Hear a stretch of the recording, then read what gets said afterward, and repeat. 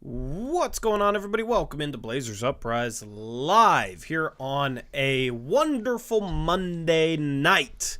Today we got a lot to talk about, Eric. It's the off season, but the storylines are still here for the Blazers, and then of course the NBA playoffs. Stream going live a little bit late because we just watched a magnificent game between the Los Angeles Lakers and the Denver Nuggets, which saw Jamal Murray bury the Lakers with a game-winning mid-range step back on Anthony Davis as the Nuggets come back down from 20.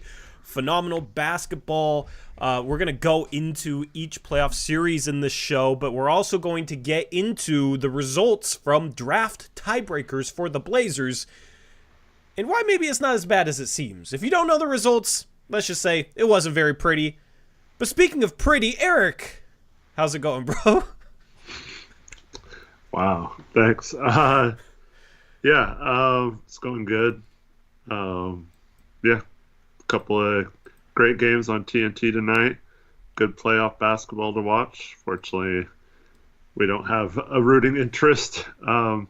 But our rooting interest yesterday killed it in the first half, so that was good. Dame with 35 points in the first half. Nice to see the Bucks win that game. Just great basketball, even though all the series today are now 2-0. Would have been nice for some of them to be 1-1 just to have a little bit more intrigue right now, but you can't ask for two better games to watch this evening. Yeah, absolutely. The home team has won every playoff game so far, but it hasn't been boring like that would imply. You know, it's been very entertaining games, very entertaining basketball, and I'm excited to talk about the playoffs, man, because we got to talk about a couple former Blazers. You know, Dame, you just brought him up, but my God, Josh Hart been going off for the Knicks too, so I want to talk a bit about the Knicks later on, and that conversation is going to tie back to effort, Eric. We're going to have another conversation about effort. Even though it's the offseason, the conversations about effort don't stop it. It's just because, man, that team plays their ass off. But before we jump into all of that, we got to talk about the coin flip results. The first coin flip result is it actually a coin flip, or is it just like do they actually flip a literal coin? I think so, yeah. Yeah. Like official, yeah. Is it videotaped? Because I'd be curious to see what sort of process they have for it, or if they just trot Adam Silver in front of a couple of people and he flips a coin. I don't know. I've never really paid attention to how they actually do this process because it's never really mattered to us until this year. Oh, I mean, in the history of the Blazers, it's mattered a lot. But, this year in particular. Yeah, in the history. Yeah, recently, I can't remember the last time it actually mattered, but or at least that I really cared about it. You know, second round picks never really cared about whether it's the 33rd or 34th pick, but there was basically two coin flips that mattered for the Blazers, and if you don't know the results, I'll reveal them in a second. You can probably already tell how this goes, but the three tiebreakers, two of them were based on the same coin flip, and that was the Blazers and Hornets tied for third, right? So there was a coin flip to determine who got third best odds and who got fourth best odds, but the odds are still evened out, right? So the odds basically was going to be a 13.3% chance at number one and a 13.2% chance at number one, and the only way the order was changed in terms of the draft is if both teams fall out of the top four, then whoever wins the coin flip will be ahead of the other. And then that matters for the second round because the Blazers have Charlotte's second round pick, so they have the other side of the swap in the second round. And the way the NBA does it is tiebreakers, the winning team in the first round who wins the coin flip then loses the tiebreaker in the second round. But for the Blazers, this coin flip was interesting because either they were going to win both sides of it because they have their own pick in the first round, they have Charlotte's second round pick without having their own. Either they were going to win both sides of it or they were going to lose both sides of it. And the result, Eric, they ended up losing both sides of it. And Charlotte wins the coin flip, so they have third best odds, 13.3% chance at number one. The Blazers officially have a 13.2% chance at number one. But shout out to Smog for this. He's a stats major. I kind of put him on assignment for this. There's only a 21% chance of this mattering, is what we figured out. Because ultimately, there's a 0.1% difference in the odds for first place. And the only way it matters outside of that is if both teams fall out of the top 4. And there's only a 21% chance of that happening. So that is the situation for Portland. There's only a 21% chance this comes into play in any way, shape, or form outside of the one extra ping pong ball that Charlotte gets. And my first reaction was like, oh, of course not. And then I started thinking about it a little bit heavier, and it's not as bad as it seems. And I saw a bunch of people on Twitter like, man, of course we don't get lucky, right? Blazers never get lucky. But ultimately, the only way this matters is if the Blazers get screwed regardless. So, 5th or 6th pick doesn't really matter that much in this year's draft. Not really. So I honestly think it sucks, sure, but I don't think it really means too much, Eric. Well, Tori, do you know last year the San Antonio Spurs and Houston Rockets had a coin flip for second and third, I believe. Mm-hmm. And the Spurs lost that coin flip. And had they won the coin flip, Houston would have had the number combination that won. And the Houston Rockets would have Wemby right now. Yeah, that's butterfly effect and, Yeah, I'm just saying, like, it's not... So right now, it doesn't necessarily mean anything. But... I mean, it would be nice to have a better chance. And also, if you're just looking at the odds for each individual pick that we can get, heading into today, if we were third, the most likely would be 6th. The second most likely would be 5th. By losing this coin flip, now we're the most likely is still 6th. But the second most likely is now 7th instead of 5th. And that's, I mean, it's not a huge difference, but it's almost a 10% difference between getting the 5th pick and the 7th pick now. So it is somewhat significant that we lost the coin toss. Yeah, I mean, the way the math works out is the Blazers only are a spot worse than if they won the coin flip if both teams fall out of the top 4. Because obviously it was the two teams that were tied. Otherwise, it's sort of a record. So, only Smog calculated out as a 21% chance of that mattering, the 10% chance of difference of picks. The Blazers could end up getting worse luck and getting bumped down a spot because of it. And it does change, some of the percentages for certain picks. But ultimately, especially in this year's draft, it's not like there's a consensus top 5 necessarily. Like, if the Blazers are 6th or 7th or 5th, I'm not sure there's much of a difference between those picks. Of course, Buzelis could be a guy that I'm begging for, and the Blazers are picking 7th, and he gets drafted 6th, right? So we don't know yet how that's going to pan out. It could end up being something where, like, man, we missed out on a guy by 1 pick. But also in the past, we've seen the Blazers get lucky and get the first overall pick, and it would have been a better thing for them to get the second overall pick instead because Kevin Durant was the number 2 pick and Greg Oden was number 1. So, and every team would have drafted Greg Oden in that draft. So, yeah, it was unfortunate that they did not win the coin flip, but more likely than not, one of these two teams is going to be in the top 4, and that'll make this coin flip pretty much meaningless. Yeah, well, Cronin has a 3.4% chance of Golden State getting into the top 4, and then the Blazers falling down to like 7th or 8th and saving himself from a lot of heartache from having to deduct the tax this year, because then that would mean our pick is much worse and we don't have a second first-round pick, which hence means no guaranteed salary from that second pick. So I think if Cronin has that happen, he might be secretly doing mind jumping jacks and giving a let's effing go in his mind if he ducks the salary cap by just simply the Blazers losing out on this draft in this particular lottery. Now, if it was any other year like last year, or if it's 2025, Obviously, you do not want to lose those lotteries, but this year it might it might actually benefit Cronin in terms of ducking the tax if we lose out on position. You know I'm not the biggest Cronin fan, but even I don't think he's quite that deranged. I think maybe it would be more so Jody or Burt Cold or, the entire, Vulture ownership group that would be doing those jumping jacks.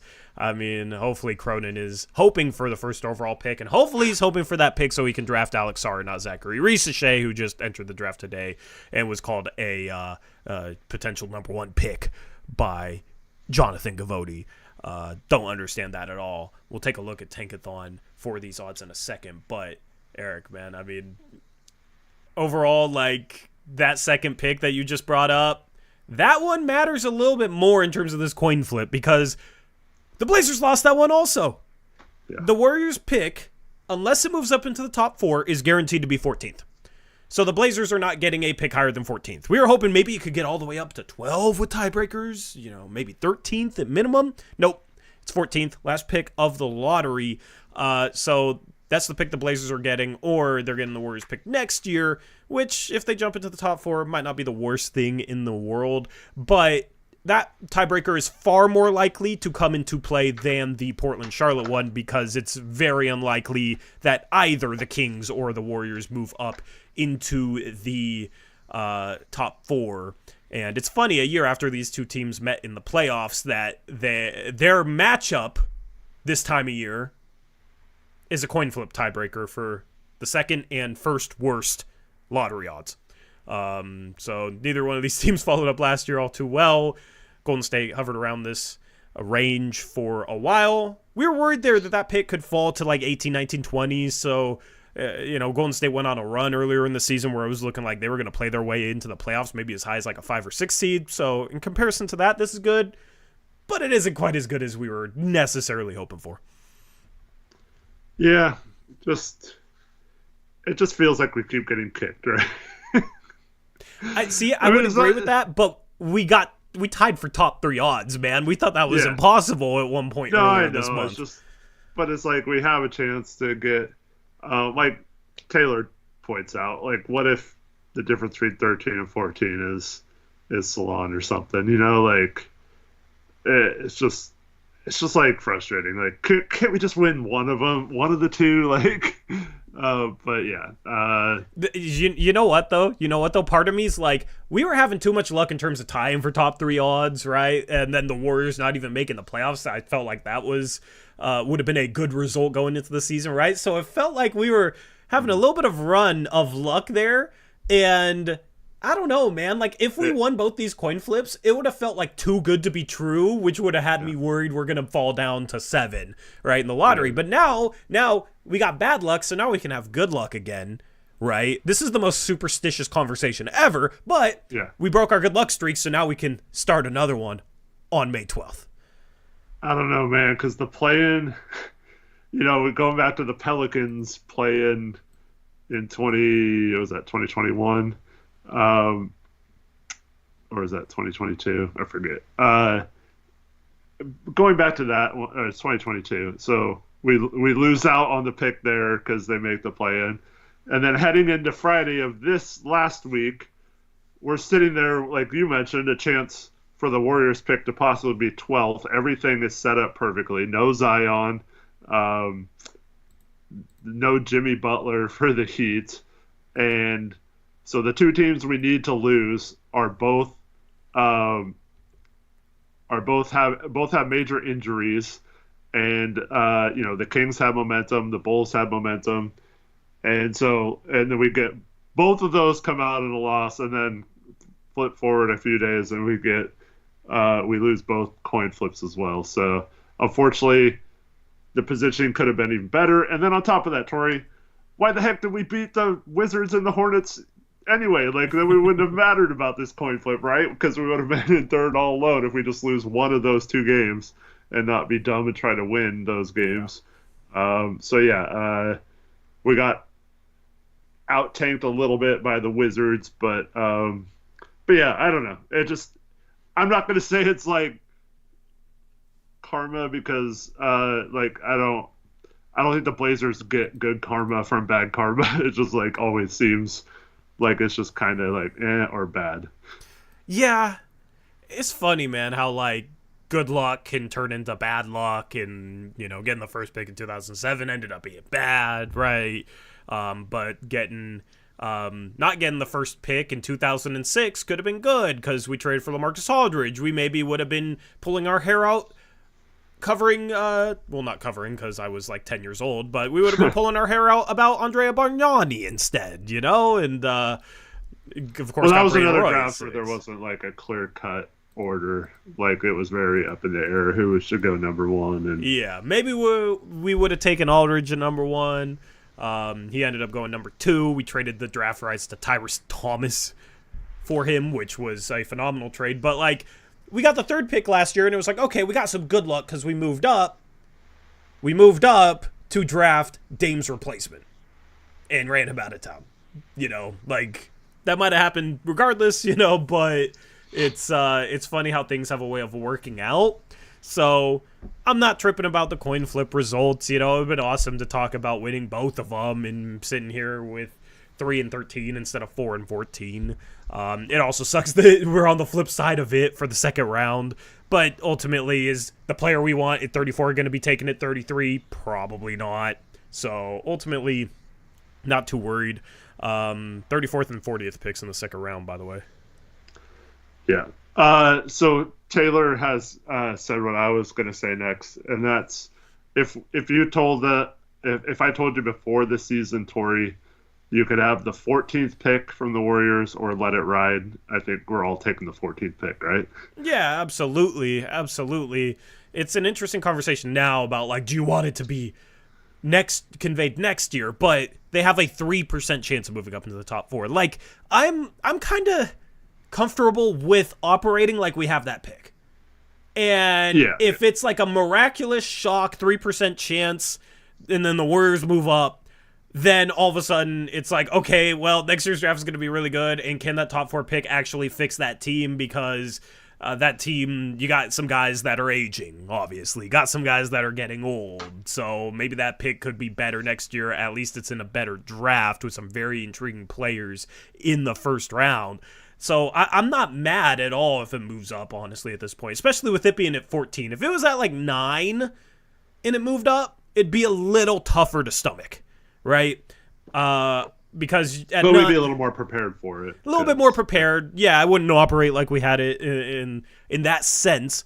But it could have been arranged like maybe Cody Williams falls to 9 or Ron Holland falls to 9. You can get 2 of, Alex Sarr, Buzelis, whoever your favorite prospect is, chat, and then you can get one of like Ron Holland or Cody Williams because those guys have a chance of falling to like 9. But I don't think either of those guys have a chance of falling to 14.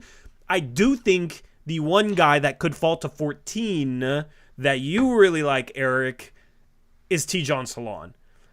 And you're super high on him. I still think with how raw he is, it's funny because I look at a lot of big boards and he might be the number one, like, there's no consensus on him prospect in the draft.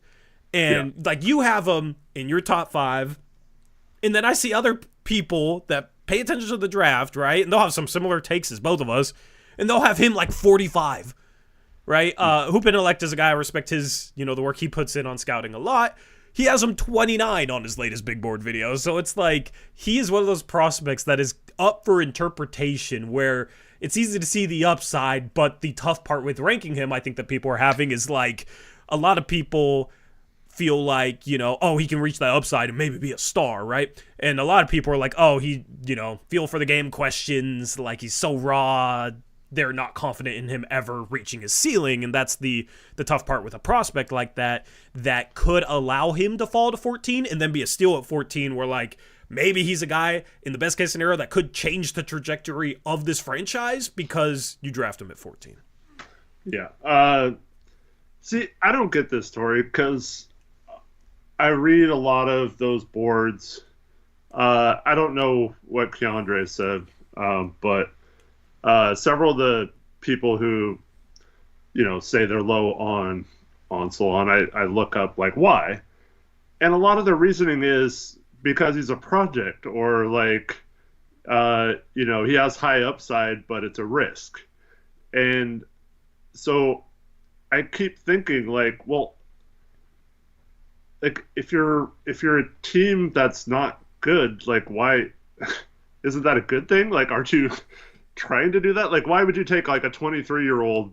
Like, I'm not trying to bash Dalton Connect or whatever, but like, why would the Wizards or the Pistons or us, or like, take a player like that over just swinging for the fences? Like, so it doesn't make a lot of sense to me, using that argument. Now, if you want to say his production, like his numbers, all that kind of stuff, don't match what his ceiling could possibly be, like he just hasn't put it together, I think that's a lot of people's arguments too, and that is completely fair.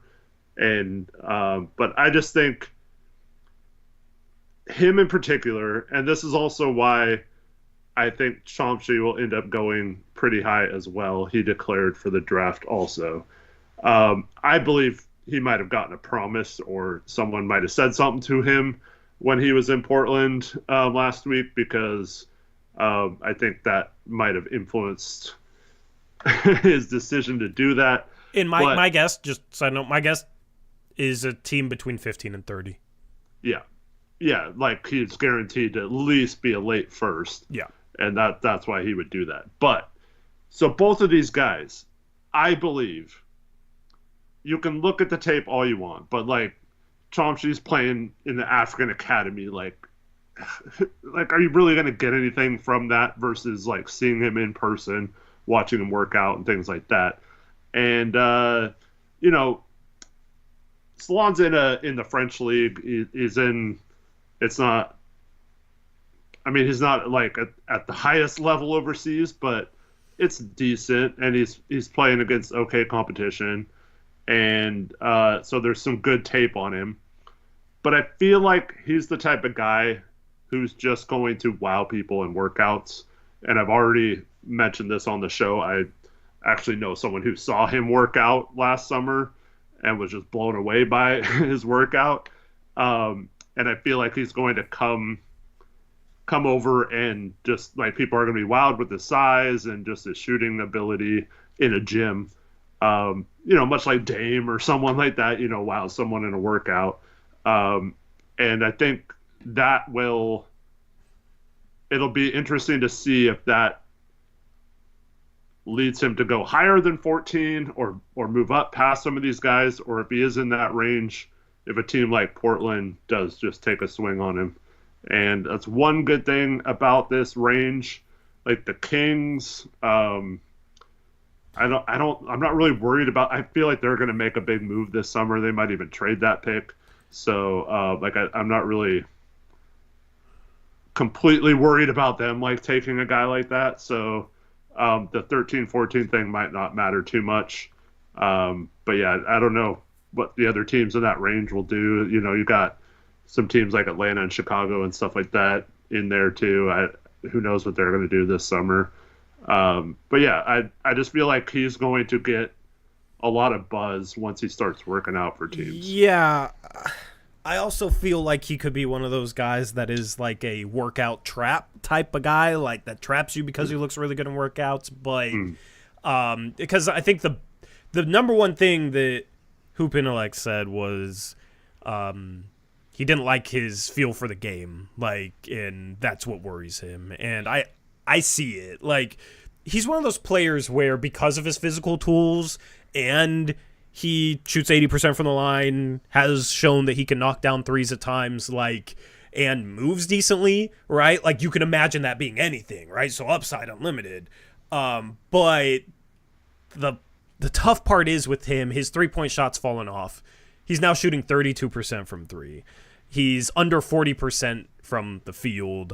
He averages 0.9 assists per game in 23 minutes, more turnovers than assists, right? Like, there's a lot of things that he's going to have to work through. So he absolutely is a project. I don't agree with ranking him 45th because he's a project, because at some point it makes sense to swing for upside. much earlier than that, especially in this year's draft, right? So that's why I have him late lottery, because I think late lottery is the perfect range to swing for that upside, especially if you have confidence in your player development ability as an organization.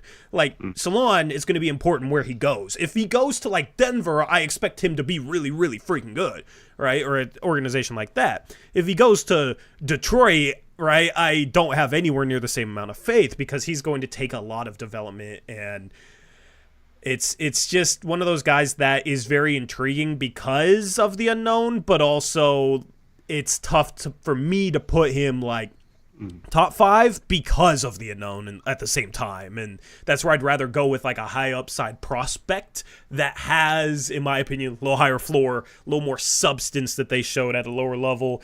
I'm thinking of like Rob Dillingham when I'm saying this. Like, he's a really good example of that. Like, I know he's going to be able to come in and at least handle some point guard duties and knock down shots and at least be probably a very good 6th man at minimum, but I think he has star upside. So I put that ahead of a guy like Salaun, which his ceiling is probably higher than Rob Dillingham's, but he's going to be one of those fascinating guys to look back 5 years from now where it's like, okay, did he even come close? Because there's, I think, a scenario where he comes close and is a steal and is a top 3 prospect from this draft, but also there is a legitimate scenario where he doesn't come close and he's just never a starting caliber player, or maybe not even close to that.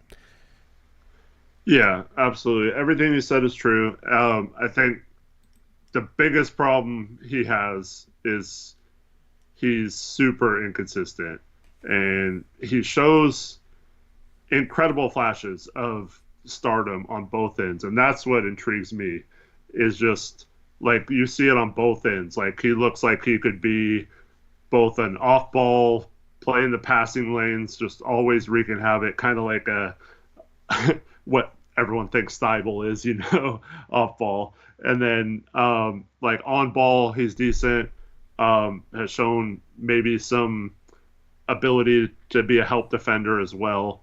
And then other times he looks kind of lost on defense. And then same thing with offense. Like, he takes a ton of off the dribble, tough 3-point shots, and that really kills his percentages. You know what that reminds me of, though? What's that? You know what name I'm thinking. That sentence. Reminds me of Chris Murray conversations. Oh, Chris Murray, yeah. And even Jabari Walker conversations, you know what I mean? Like, I mean, just look at their form. I mean, I love Salaun's form. I think it's really good, and I think he has the right type of shot mechanics to be a good shooter. I don't know. I don't love his form as much as you do. His follow-through is so vertical. Who's the best shooter in NBA history that you can think of that has a follow-through that is like straight up, like vertical like that? I don't know, but I'm not gonna fall into the trap that I did with Desmond Bane, where he shot well in college, but was like, I was looking at his form, I was like, how's he gonna shoot well in the NBA? And then he comes in and shoots well in the NBA, right? Like, so that's where percentages, right? I now care more about that than form necessarily. I think there's some form things. His shot's a little weird in that just how vertical his follow through is. Everything else is pretty good. The flow, the rhythm to his shot, like, he does get good snap on the ball. Like, everything else is fine. It's just a little strange because you don't see many people follow through as vertically as he does. But it does look better than Chris Murray, that's for sure. I mean, Reggie's form was an abomination, and he made it work somehow. I know. It's kind of like, I don't know, Sheed and Aldridge had the, like, high straight-up release. Tyler James says, but Tori, you made so many excuses for Thompson Twins' form last summer. I didn't really make much excuses for their form. It was more so like, if they end up being okay 3-point shooters, they're going to be freaking stars because of how well they do everything else and how, like, 1% athlete they are. Like, they've come in elite rebounding wings, playmaking wings, like good passing wings for rookies, really, really freaking good defensively, right? Can put pressure on the rim. Like, all those traits is why, with their jump shots, it was like, if I could see any good traits with your jump shots, like, I'm buying on that, because you just have the hope that they can turn to shooters. With a guy like Salaun, he doesn't show the same feel, ball handling, like all those other traits that the Thompson twins do. So that's the difference there. Yeah, I just like it's rare, but I do see like an occasional play, and then it makes me wonder if he does have that in his game. Some off the dribble stuff that he hasn't been able to show. I don't know if that's necessarily just he doesn't feel comfortable doing it yet, or it's just not there and it just happens occasionally. But if you get a guy with that size, that athleticism, the, projecting hopefully a decent stretch shooter, and he adds anything to the game, to his game, positively in all those weaknesses that we talked about, I mean, I don't think it's that far off from him being a star. But I don't know. I think you're falling... I understand it's like... Yeah. I just think you're falling into the trap of like assuming that he's a good shooter or going to be a good shooter. Just because he's 32%, man, and that's not an NBA 3-point line. Like, there is a legitimate scenario where he ends up struggling from behind the 3-point line. And that's kind of my worry with him. Like, if he can shoot, I'm kind of there with you. And that's where earlier in the year I had him like 6th, 7th, like in that range. Now I've dropped him down just because his shot's fallen off a bit. Yeah. I still have him ahead of Risache, okay? I still have him ahead of Risache. But that's just my worry right now. 36% on catch and shoot, I think I saw the other day. Still not great, but, it's more towards average. I don't know. I've just seen this story. That's the thing. I've seen the story with Jabari and Chris. Yeah, but free throw percentage, man, that you mentioned it, is above 80%. Like that's what leads me to believe it's not necessarily as bad as it is, because a lot of those guys, that we're worried about also shot poorly from the free throw line, and so I don't know, man. Jabari, his sophomore year at Colorado, shot 78% on 5 attempts a game, so it wasn't too far off. But I do think Salaun's form is better than Jabari's. Yeah. Salaun's form is more effortless than Jabari's, and he has better arc. So I think I feel like early in his career he's going to be like a 32% 3-point shooter, kind of where his percentage is at right now. It's just, can he become a 37% 3-point shooter? Because then you're cooking with something. Then it becomes intriguing. Then he's a 3-and-D 4 with some athleticism. And then he's at least a very solid role player, even if he never develops the other stuff. And then you just hope he develops the other stuff. And that's where, like, earlier in the year, I was a little more confident in his floor because of the way he was shooting the ball, and now I'm a little less confident in it. But these are the conversations that GMs, front offices are going to have, and certain players make sense for certain teams. Like, I do have Connect ahead of Salaun by a couple spots on my big board because I think Salaun has a much higher floor, and he has, I don't know, I feel like people are discounting his potential a little bit too much just because of his age. Like, I could see him coming in and being like an 18-point-a-night guy, maybe like 6th man of the year candidate type of player, like movement shooter that can then just attack closeouts and is athletic enough to finish around the rim. I think skilled enough to finish around the rim. I think he's going to be one of the best off-ball players in the entire league, and I think that's very valuable. And honestly, that's kind of a role that the Blazers need filled. Like, I don't hate the idea of Dalton Connect on the Blazers next year. The problem is they have a lot of wings, and Dalton Connect needs to be able to play the 3 and be big enough. Defensively, he's going to have his struggles. There is definitely some weird fit things with Connect as a Blazer, but his shooting, the Blazers need a shooter. They need somebody that can come off screens, knock down 3, space the floor, and then like attack closeouts. You got Ant, but Ant's kind of like your lead guard, and then nobody else is like a pure shooter like that, I feel like, on this entire team. Like, your next closest pure shooter might be Duop freaking Reith. Yeah. But Taylor Packer. Go ahead. Yeah, you can finish. Well, I was going to say, Salaun is the perfect type of guy to take with a second lottery pick, right? It's not your top pick, okay? The Blazers have their top pick, and then you swing with the second pick in the first round. I've always liked that idea, especially if you have a top pick where you can take a guy with high upside, with a high floor that you feel like is definitely going to be good. It allows you to take that risk a little bit more later on in the first round because it's not like it's your number 1 first round pick. Yeah, for those that aren't reading chat, Taylor Packer asked earlier what Chris Murray's free throw percentage was. His last year, Iowa was 72.9%. Overall, career 69.9%. But yeah, so not great. Similar to Risa Shea's free throw percentage, Eric. Yeah. Here's the deal, though. I think, okay, there's a big difference between liking someone because you think they have potential versus them being good right away for the Blazers. And I'm not trying to tell anyone that Salaun's going to come in here and be a star right away. I don't think that's going to be the case.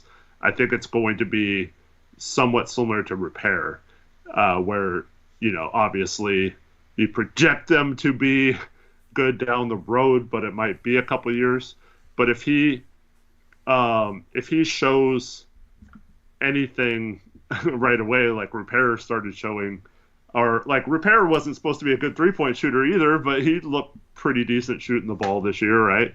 So, I mean, like sometimes I guess you can be completely wrong and everyone can be wrong. I mean, like, I don't know, like LaMelo Ball shot like absolute crap in the Australian League and then, shoots decently when it comes to NBA. I think it's fallen off a bit as time's gone on and he's been injured and stuff, but I don't know. I feel like he's a bit of a project, and it worries me with how impatient people are. But like you said, if it's with our second lottery pick, I just think that would be a home run pick, and I want to swing for as many home runs as possible. Yep, absolutely. And don't be afraid to fail. I mean, if it doesn't work out, it doesn't work out. But I think the risk reward is worth it without those particular picks. Yep, absolutely. 100%. So if he's there at 14, the Blazers have that pick. Like, that's who I want. Unless, I don't know, Ron Holland's on the board. Like, like, I guess honestly, I wouldn't hate taking Salaun over Holland if he was still on the board, depending on who we took with our first pick. Mm-hmm. Like, if we took like a small forward. If we took a small forward, then that's kind of at the point where it's like, okay, I don't hate it. I have Holland 3 on my board. I have Salaun like 12th, right? But that's where it just depends on the draft and you're swinging. Like, I get it. But I don't think there's going to be anybody there at 14 that I particularly want more than Salaun. And at that point, I kind of just want to swing. But we will have to do a mock draft soon. Maybe that'll be Thursday. Maybe we'll do that Thursday. But we are going to load up Tankathon. We are going to take a look at the odds. We just discussed them, but we'll take a look at the odds, and we'll do our first simulation after these tiebreakers have been done. But first, I got to thank our sponsor for this episode of Blazers Uprise Live, which is BetUS. America's favorite sportsbook is BetUS, featuring live betting and racebook. They're celebrating their 30th year anniversary with a historic offer, a 125% sign-up bonus on your first 3 deposits, plus 10% gambler's insurance. You can get started today by using my sign-up link in the description box below, and promo code JOIN125 to activate those first 3 deposit bonuses. Shout out to BetUS. We're giving away free play, $25 in free play. So if you have a BetUS account and want to get in on some free play action, with the NBA playoffs underway, and it's a phenomenal postseason so far, you can get in on that free play giveaway. All you have to do is message me. Message me on Discord, message me on Twitter, and that $25 free play is yours. We'll take a look at series spread lines later on in this episode. They have series spread lines over at BetUS, which basically is, it's money lines, actually. Money lines. I'm kind of misspeaking here. It's money lines and basically odds to win each series. So we're going to go through some of the game ones that have already happened, that happened this past weekend, who we think still has a chance to win their series after going down 1-0, and we'll take a look at what the lines are after you had 3 series move to 2-0 today. Of course, we'll also take a look at the 3 games that happened today. But, Eric, we got to do good old Tankathon. As you can see, I was looking at Tijon Salaun. But we'll go back to the main overview. Portland, tiebreaker, lost, 13.2% chance. And then Tiebreaker lost down here. That Warriors pick officially has a 3.4% chance of the top 4. We don't really care about the number 1 overall pick. For them, if they move into the top 4, it's not ours. So we just care about this 3.4%. I mean, they were 10 games above 500 and their pick is 14th. Like, that's pretty damn lucky, Eric. Yeah. After ending the season on 8-2 10-game stretch. So I'm happy with this picture. If you would have given me this before the season, I would have absolutely taken it with both these picks. Yeah. Do you know? Okay, well, I'm sure you know this, but chat. If you know the answer already, don't guess. But do you guys know what I mentioned earlier? Now the 6th and 7th picks are the top 2 percentage likely that will be. Do you guys know what the 3rd most likely pick is that we get? Do you know the answer, Tori? I have a guess. What's your guys' guess in chat? You made me read chat, and there's a comment here that I just do not understand. Anyway. All right, I see 4th, 5th, 2, 9, 4th, and Smog is the guy with the first correct answer, and that is the first pick. Yeah, that's what I was going to guess. For some reason, first is a little higher. I don't know why. I think it's because of the split, maybe. I don't know. But, yeah. So for the first pick is the most likely pick for us to get. Yep. Or the 3rd most likely. Yeah, we can actually see pick odds now on here. For teams further down, it's more likely to get 4, but for teams at the top, it's more likely to get 1. Right? So at some point, it kind of flips. And Portland, 13.2% chance at 1. This percent at 2 matters to me because Risache might go 1. Or Klingon might go 1. Which would be absurd, but 26% chance at top 2, which would be very intriguing. And I'll take those odds. Those are decent odds, top 2, right? The top teams only have a 27.4% chance, so not much difference there. But yeah, most likely pick is 6. There is a little bit of a difference there for Charlotte. And basically, it's just baked into these two teams. Like it's I don't even understand necessarily the way the percentages break out the way they do, like almost equal percent chance at 6, but a much different percent chance at 5. I guess it's because for Charlotte, 2 teams below them would move up above them, whereas Portland, it's only 1 team below them would move up above them, which when you got 5 through 14 all having a chance at top 4, it's unlikely. So that's why it shakes out the way it does. Interesting. It's also kind of funny that 6 is our most likely pick still, but our percentage chance of getting the 6th pick went down slightly by getting 4th. Yeah. Is the math is interesting. But anyway, we don't do this channel to do math. We do this channel to simulate lottery simulations because that's what we live for as Blazer fans. So let's scroll up from the bottom as we normally do. 14th pick for the rest of eternity, well, until May 12th, is going to be Portland or Golden State moving up. So at 14 is your Portland Trail Blazers. At 13 is Sacramento. We can start memorizing the order now so I can quickly say which teams move up.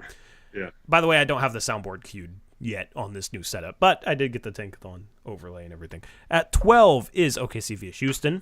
At 11 is Chicago. At 10 is Atlanta. So far it's chalk. At 9 is Houston via Brooklyn. At 8 it is Utah. At 7 is the Spurs via Toronto. So Toronto loses their pick because it's only top 6 protected, and Memphis moves into the top 4. At 6 is the San Antonio Spurs. They get back-to-back picks. And at 5 is the Charlotte Hornets. All right, so we got Memphis, Detroit, Washington, and us. Yeah. I was like, are you going to blank on Portland? No. At 4 is The Memphis Grizzlies. At 3 is the Washington Wizards. At 2 is the Portland Trailblazers. And at 1 is the Detroit Pistons. Detroit. I feel like we've had the scenario a lot because I remember talking about, like, I'm cool with this because I feel like Detroit's going Ricochet. I think Ricochet's going to fall off. Yeah, I kind of do too, but also, I don't know. I feel like Detroit isn't going to go Sar. Like, Duran, Sar, they already have shooting issues. Like, I don't know. Maybe. They did get Fontecchio. Yeah. Fontecchio is their long-term starting for. They pass on Sar because of Fontecchio. That would be the most Pistons thing ever. Yeah, like Trevin mentions, it's possible that Weaver's not there either, so who knows what a new GM might do. Yeah. I think someone's going to probably take the fall for their last couple seasons. Man, I mean, legitimately, this. If they go Sar number 1, I'm just sitting there at 2, Eric, begging for Buzelis. That's my motto for him, begging for Buzelis. I just feel like it. Oh my goodness! Like if Sar goes number 1, Eric, you know how scared I am for like Joe Cronin to have the power in his hands with such a wide open draft at number 2. Also, do you have the same feeling I do where I'm like, okay, whoever's the top consensus guy on mock drafts, Cronin's just going to take so that he doesn't look stupid? Maybe. I don't know. I don't trust Portland here, man. Can we trade it outright for like Washington's unprotected first next year? There ain't no way Washington. Why would Washington do that? Oh, maybe man. they think they're going to be better next year. No way. Like the second pick. 2 for 11 in our first back, and they take on Thibault somehow. They don't have the cap space. I don't know. Like, there's really no trades here for picks that make sense, other than, I guess, 2 for 6 and 7. Like, this is where we've talked about the scenario earlier in the season, but 2 and 14 for 6 and 7. Would you take that? No, I think I'm just staying at 2. Especially if we get Salaun at 14. Like, why? I don't know who we'd want 6 and 7. That. So who are you taking at number 2 then if Sar's off the board? If I'm Portland, I'm probably taking Buzelis. I like it. I'm fine with that. I like it. Buzelis and Salaun in this scenario would make both of us happy. I mean, they're kind of similar if they hit their ceilings. But yeah, I feel like they're kind of opposites, though. I just meant like positionally. Yeah, positionally similar, but like they're opposites. But it's not like it's like Chris Jabari. Either one of them are Chris or Jabari. Like one of them is like his 3-point percentage has fallen off, but like shooter, raw, athlete. Right, moves really well. And then one is like skilled ball handler, can read the game a bit, decent feel for the game, like needs more strength. And his shot is a question mark going in, but he might be okay as a shooter, might be a solid shooter. They would both be intriguing to have just to see what, like, you just hope that one of them pops, right? You'd hope one of them becomes a star. And Buzelis would play right away. Salaun, maybe not. Salaun is more developmental. And, I mean, I don't have a problem if, like, long-term both of them pan out, Eric, and one's the starting 3 and one's the starting 4. Yeah. That would be a big, intriguing forward combination long-term, so. So, just for the record, though, Buzelis' free throw percentage 67.9%. Yeah. Good thing he can do other things. Because, yeah, the shot has not looked great for him in the G League. He's shooting from an NBA three-point line. We have to remember that. But that's what I was kind of saying about Salaun. It's like, I don't know. I feel like Buzelis' shot is fine, too. Like, I don't... Yeah, I'm not like terribly concerned about it, even though it's not. I would probably put him in a similar grouping. I mean, I trust in Salaun's shot a little bit more. I like the way Buzelis can handle the ball though for his size. I like the way he can move with his dribble. I think once he puts on strength, he'll be one of those guys that uses his body really well to finish. I think Buzelis is going to be legitimately good. I don't think he's going to move from number 2 on my big board, to be honest. But he's one of those guys where like you get him in a workout, he could look really impressive if he shoots well because he'll look good handling the ball and doing whatever workouts they have him doing. But if we take Ricochet over Buzelis, I'm going to pull my freaking hair out, Eric. That's my gut feeling. We're going to take Ricochet over Buzelis in this situation. Well, you've already set that in stone when you said. I've already said it multiple times. It's the new Chris Murray. It's the new Kevin Knox. I need to stop talking. I need to be deplatformed. I just gotta hope you're wrong. Oops, let me hide the Bet US ad. There we go. Hopefully I'm wrong. Like, that's my nervousness if we end up with 2, though. Like, if we're going to take Ricochet at 2, I'd rather fall down to freaking 8.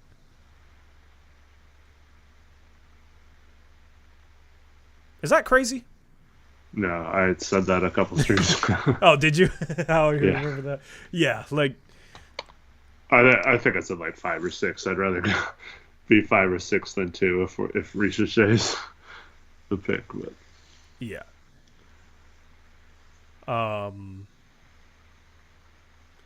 Any other prospects you want to talk about? I don't know how much you've been looking into guys. We haven't really talked about prospects recently. I mean, I know you were disappointed Chauncey declared, but like I said, I think he must have been told something at the draft. And this is going to sound really weird, but as raw as he is, as much of a prospect he is, I think in my mind his floor is really high. And that's because I think he can come into an NBA game, be a above average screen setter, a decent rim protector, and an above average passer for a big man immediately. And those are 3 traits that usually lead to being at least a good role player. How can we have any faith that he can grasp NBA defense? Like, how can we have faith that he's not a Drew Eubanks defender? Whereas, like, he's athletic, he can block some shots, but... I mean, I think he's got some quickness to play on the perimeter a little bit. He's got... So does Eubanks. Yeah. I mean, I just think from what I've watched and heard from the practices and stuff, I feel like his basketball IQ is decent, and it's kind of rare for someone who's playing in those kind of academies and stuff to learn to know the game as well as he does. And the passing thing as a big man, to me, that shows you have a good understanding and thinking of the game when you're a good passer as a big man. So, I don't know. I feel like he's a smarter player already than someone who chases blocks or something like that. So, I mean, I'm not saying he can do it right away, but I also, like, you looked at him in that game and his frame and stuff is NBA ready, I think. Like, he's not one of those guys who's like a twig and needs to put on 20 or 30 pounds like a Zach Collins or something before he's as effective as he could be. I mean, he still has a long ways to go. I'm just saying he's got 3 skills that are very useful as a role player in the NBA. And so I don't know. Like, I think it's kind of like, I think he has a much higher floor than Salaun and similar upside. I don't know. I I don't know. I just feel like there's not enough substance there at all. Like it's just Yeah. not enough. Like, can you make passes? Can you make reads at an NBA speed? Right? Because he had a really nice pass in that hoop summit game. But it's like, okay, it's one nice pass. He had some nice passes on film. It's different when you're going up against NBA level athletes, right? The speed of the game and all that. Like, I think he's going to be okay as a passer. It's just with a guy like him, if I'm talking about, okay, high floor, like he needs to do something like particularly well or do a bunch of things like decent, and I'm just not there. I feel like at center, he's decent sized, but he's not going to have like a physical advantage over other centers. Maybe if he can bulk up even more, he does have a decent frame, but I feel like he's like kind of an average NBA center in terms of like height, weight, right? I don't know what his wingspan is. It's going to be interesting to see him measure. There's something about him where I'm like, okay, yeah, there's a couple things that are intriguing, but I've seen bigs before that'll do a couple things that are intriguing in college, right?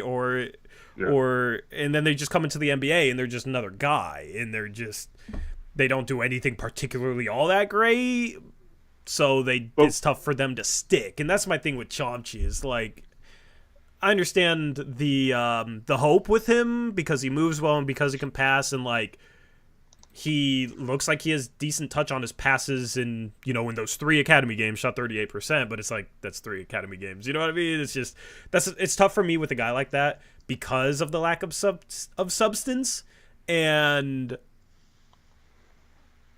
that's why I really wanted him to go to college, because I wanted him to be put in an opportunity to like show that and grow from that, and like be put in a position where he can actually handle some responsibilities. I'm worried that he comes into the league and is just utilized like just a basic big man and doesn't get that growth that maybe a year of college could have given him if he went to a place that would have given him responsibility as somebody to knock down shots, somebody to pass the ball. So that's why I was bummed out by him entering the draft. If he gets a promise in the first round, great for him.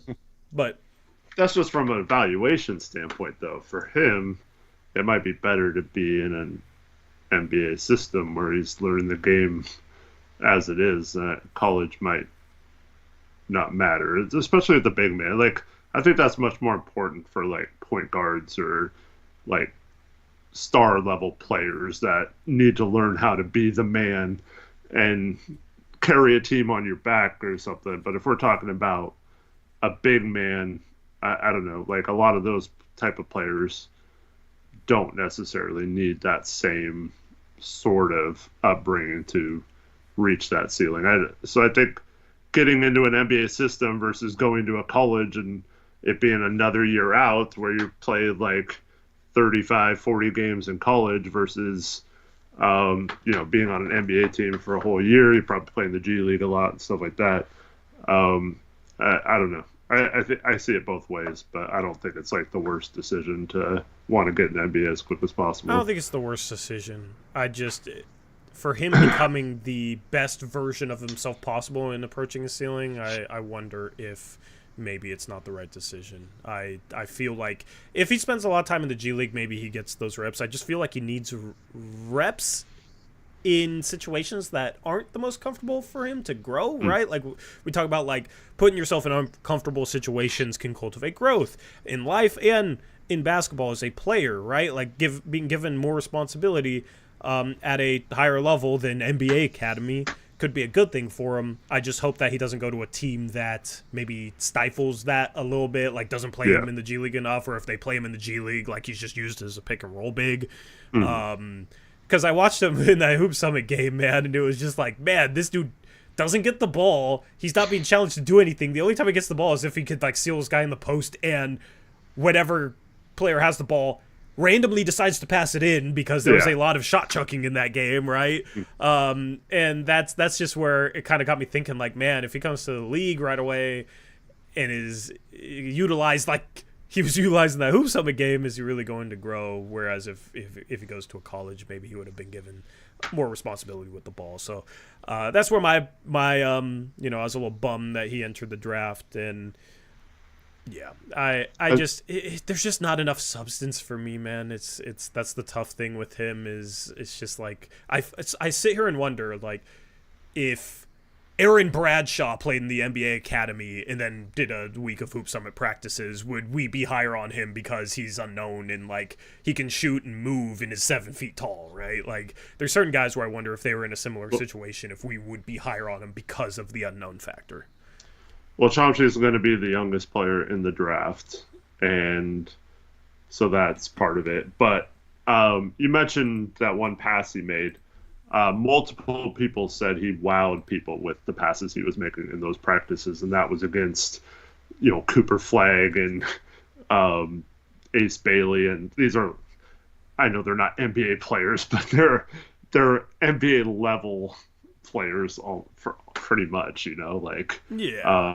So I mean, like I don't know, I just saw multiple people just raving about the passes he was making in those practices, so that leads me to believe that that's not a fluke. And you see a big man who doesn't have the ball that much average 3+ assists or whatever, and like small sample size, whatever games, yeah. But like, I mean, that definitely shows an ability, and you're looking for players.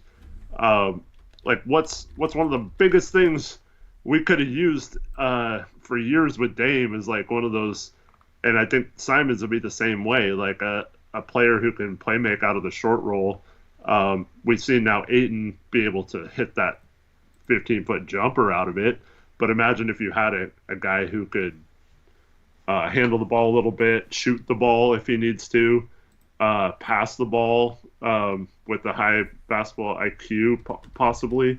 Like that to me is really intriguing. Especially like, I mean, I saw him set some really solid screens in that game as well. And so I was just really impressed with some of the like role player type stuff that he was showing. And I felt like most of that stuff would translate right away. Yeah. I mean, I think Thonmaker, I don't know if he played in Hoop Summit, but would have wowed people with his ball handling, because against high schoolers, he wowed people with his ball handling. You know what I mean? Like, it's tough for me to take that much of a leap. I'm not discrediting his passing. I'm just analyzing him in the lens of like a lottery pick. And that's where it's a little tough for me. So I'm going to slot him in probably end of the first round.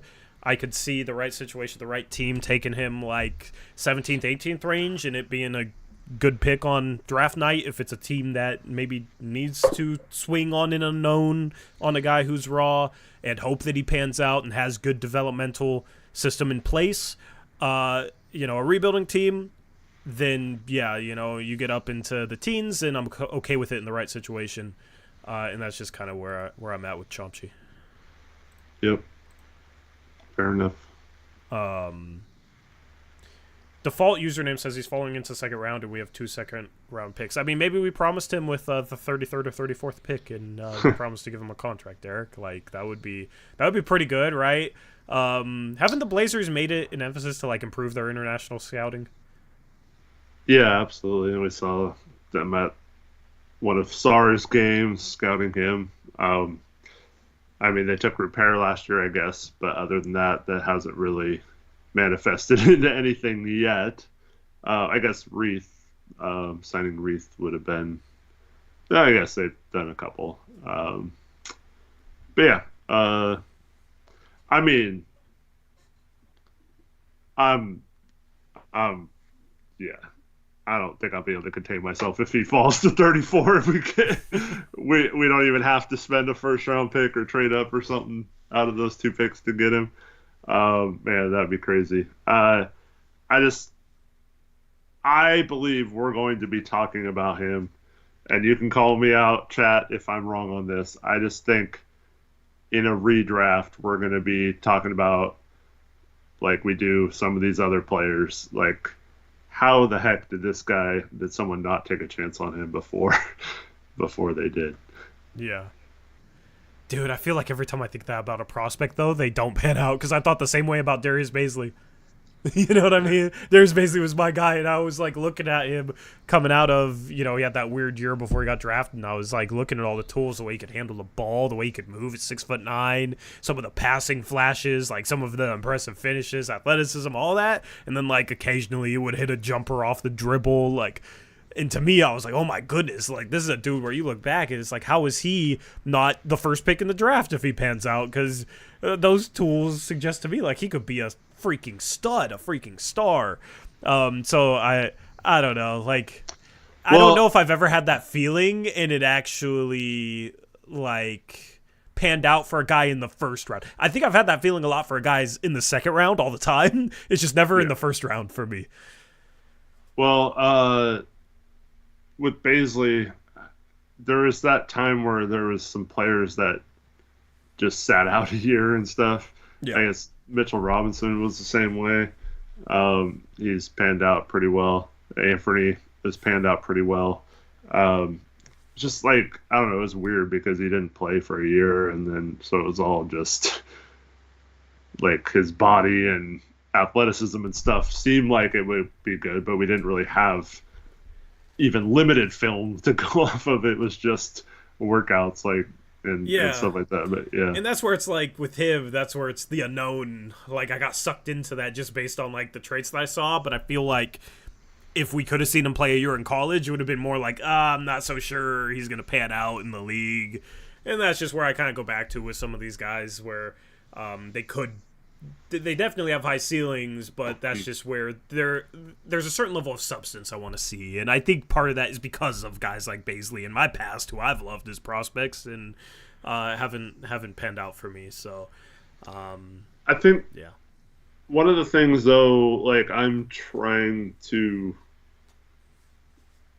really focus on, and this might not be fair or not, but I don't know, like basketball IQ is like a big thing for me. So like you can have the size and the ability or the athleticism or whatever, but do you understand the game? Do you make good reads? Does it look like what you're working on? Like even if you have a good work ethic, are you working on the right things, and are they helping you get better on your shot mechanics or whatever? Like I don't know. I see that being like a selling point with Chomchi maybe, but then I feel like that should maybe be a critique against Salaun at the same time, But I've seen flashes of Salaun look like he's like super smart. Like I said, on defense, like he had a game where he had like 3 incredible reads on defense where he like saw the play developing and jumped in a passing lane and stole the ball. And like those type of things lead me to believe he does kind of understand the game a little bit. Well, so like, some guys fully understand defense and have no clue offensively. You know what I mean? Like we see Matisse Thybulle see plays develop like that sometimes, right? He makes a lot of mistakes, right? But we'll see him like read something amazingly defensively, and then offensively, like he doesn't know what he's doing half the time when he is dribbling the ball. So like, I'm not saying that for Salaun defensively. It's more so just on the offensive side of the ball. That's where I think a lot of people have discounted him. So I don't see him like, because to me, I don't know if you had a chance to read that article I posted in the GC, but they talked about how he makes like good drives and like he makes really good decisions on when to shoot or when to attack closeouts and stuff like that.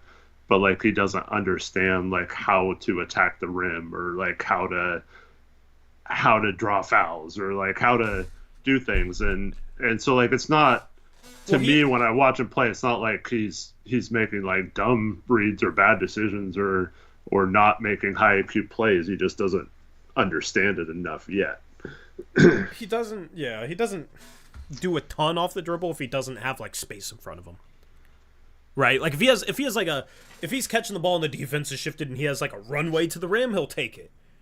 Right? Like a lot of times I feel like he attacks when he doesn't have to make much of a read, but I don't think it's going to be impossible for him to develop that because he hasn't been playing organized basketball as long as a lot of other prospects. Like that was the one thing I remember about his story is He started a little bit later, if I recall correctly. So that no, I think he's been playing since he was 7. Who am I thinking of then? There's somebody in this class that's like that, and I thought it was Salaun. Is somebody else? Might be Chomsky. I thought it was Salaun because I swear I watched him earlier in the year, and I was like, yeah, that makes sense. That I don't know. Edie doesn't count. He's 7'4", right? He does not belong in this conversation. I don't know. I'll have to fact check that and verify that. Because I thought it was him, but maybe it's someone else. I just looked that up the other day because I wanted to.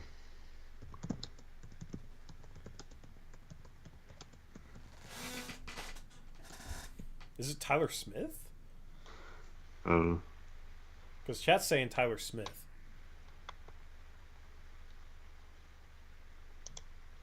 Salaun was 7, Chomsky was 11. I don't know who I'm thinking of. There's somebody that's what I heard.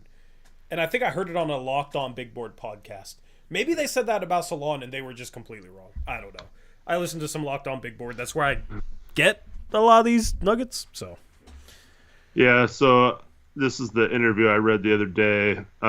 They asked him where he started to play or when he started playing. He said he first started playing organized basketball when he was 7 in small local teams in Paris suburbs, and then played 5 years at Charenton with a bunch of other really good players like Pacome and Dewara. Pacome's interesting, bro. Yeah. Pacome's interesting. I would take him with our 34th pick. That's a guy I like. He's going to be one of those guys like maybe Koulibaly last year. I don't think he's going to rise that high, but Pacome? I think it's going to be like late first at the latest. Yeah, I could see him getting up into the teens. He's tall, he can shoot, and moves fluidly. Like that's teams like those traits. Yeah, it's going to be interesting to look back on Salaun and Chomsky as kind of case studies. I mean, basically scouting prospects for me is like just chasing something, you know what I mean? Like chasing that ability to be able to nail it down. But it's an endless chase because if I could scout that good, I would probably be working somewhere, right? You know what I mean? Like, so there's wins, there's losses with all that, with NBA front offices, with literally anybody that tries to scout prospects, and that's just because there's so many variables, and you're talking about each human is a completely different human, right? So it's not like any one guy is exactly like another, so every case is new. You can look at prior cases to guide you when trying to scout these prospects, but ultimately it's a really, really tough thing to do to scout prospects in any sport and predict what they'll ultimately become. But that's what, paying attention to this type of stuff is for me, is that endless chase of trying to evaluate these guys as correctly as humanly possible. Nick Nevin says to check out Jurusik. That's a guy who I think it's been 2 drafts now where he pulled out. Yeah, or I remember last year. You know what? I remember liking him in a previous draft, but I don't remember his game at all. I'm not gonna lie. Yeah. Well, so like I kind of was like, yeah, okay, maybe a late round flyer, but he's been playing well lately, man. And I saw some of his game last week or something, and he looked really freaking good. And I was like, hey, wait a minute. Maybe this guy still has something. Yeah. How tall is he? Again, I don't like 6'7", right? I don't know if he's that tall. He might. I think he might be a little shorter. I mean. 6'8", says Nevins. I heard he's playing better for Risaché's old team than Risaché was. Because isn't he playing for Risaché's old team? Something like that. Or am I just making up more stuff that I misremember? No, I think you're right. Something like that. I mean, maybe I'll put him above Risaché. Oh, no. It's Topic's old team. Topic's old team, yeah. Yeah. There's some dude that commented on like my big board short from like a month ago saying I hate international players and that is just my American arrogance. And it's like, dude, I got Alex Sarr number 1. And there's been international guys that I really like in years past. Basically, it's just people are like, how can you not have Topic and Ricochet in your top 5? Let alone, like, it's not even in your top 10. You have them 11 to 15, and people think that's crazy because it's not consensus in terms of what little bit of consensus this draft has. But it's funny, Eric, because I've been fading those guys for the longest time, and now it's starting to feel like consensus is fading them too. Which, it's funny how that happens. Because we talked about in the past, like, certain guys that we're high on, right? And then they blow up, right? And then they rise up draft boards. Derek Lively. We were saying, man, if we could get him at the 23rd pick, that'd be so amazing, when he was being mocked in that range. And then he moves up to, what was he, 12th pick, like moves up into the lottery, right? And me and you have been a little lower on Topic and Ricochet, and now it's starting to feel like they might be falling. And even if they don't, it's like Topic had his injury questions, and now I feel like his shooting questions are being taken a little bit more seriously. And then Ricochet, his production has fallen off. So I think it's just kind of interesting how that happens. We've never really seen it with somebody dropping like that. It's more so guys that we like that then rise. Yeah. But with Ricochet and Topic, it might be the other way around. Isn't Booz Ellis technically international, even though he played in the G League? Yeah. Or no, he's like, one of his parents, I think, is American, and one of his parents is, I forget where they're from, but his hometown on Take-A-Thon is Hinsdale, Illinois. Okay. He has, like, no accent either. My top 3 are all international players. Yeah, you love Is that good? It's the wrong international players, according to them, probably. Because, yeah, like, all these people that love the international prospects, it's Topic, Ricochet, and Sarr. Yeah. I'm wondering if you're gonna move off either of those guys in your top 3. If Ricochet falls to 14, would you take him? At 14, I don't think it's gonna fall that far, but yeah, I'd take him there. I'd take Connect over him. Yeah, I mean, if he falls to 14, Connect obviously would probably be one of the 13 ahead of him. But. Yeah, like guys on my big board that I have ahead of. Honestly, you want to know something? I would take Donovan Clingan ahead of Zachary Ricochet. Yeah, but Clingan's not going to be there at 14 either. No, he's not. But I've never been particularly high on Clingan. I think he's overrated when he's talked about as like a top 5 guy. But I would take him ahead of Ricochet. And earlier, Aeromancer asked why Salaun is a raw prospect if he's been playing since he's 7.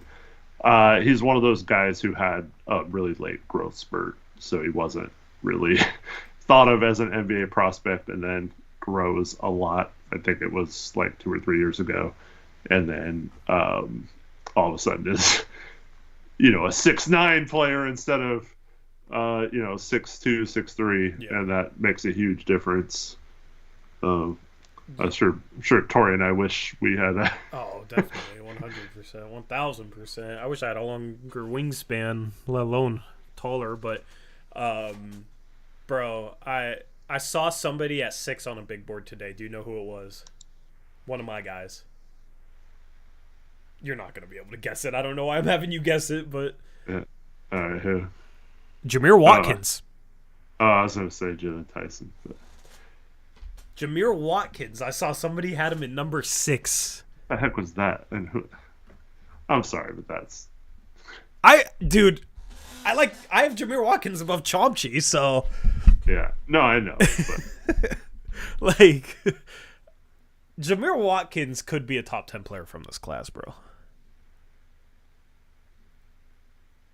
Plus athlete, good defender, can make plays, improved as a shooter.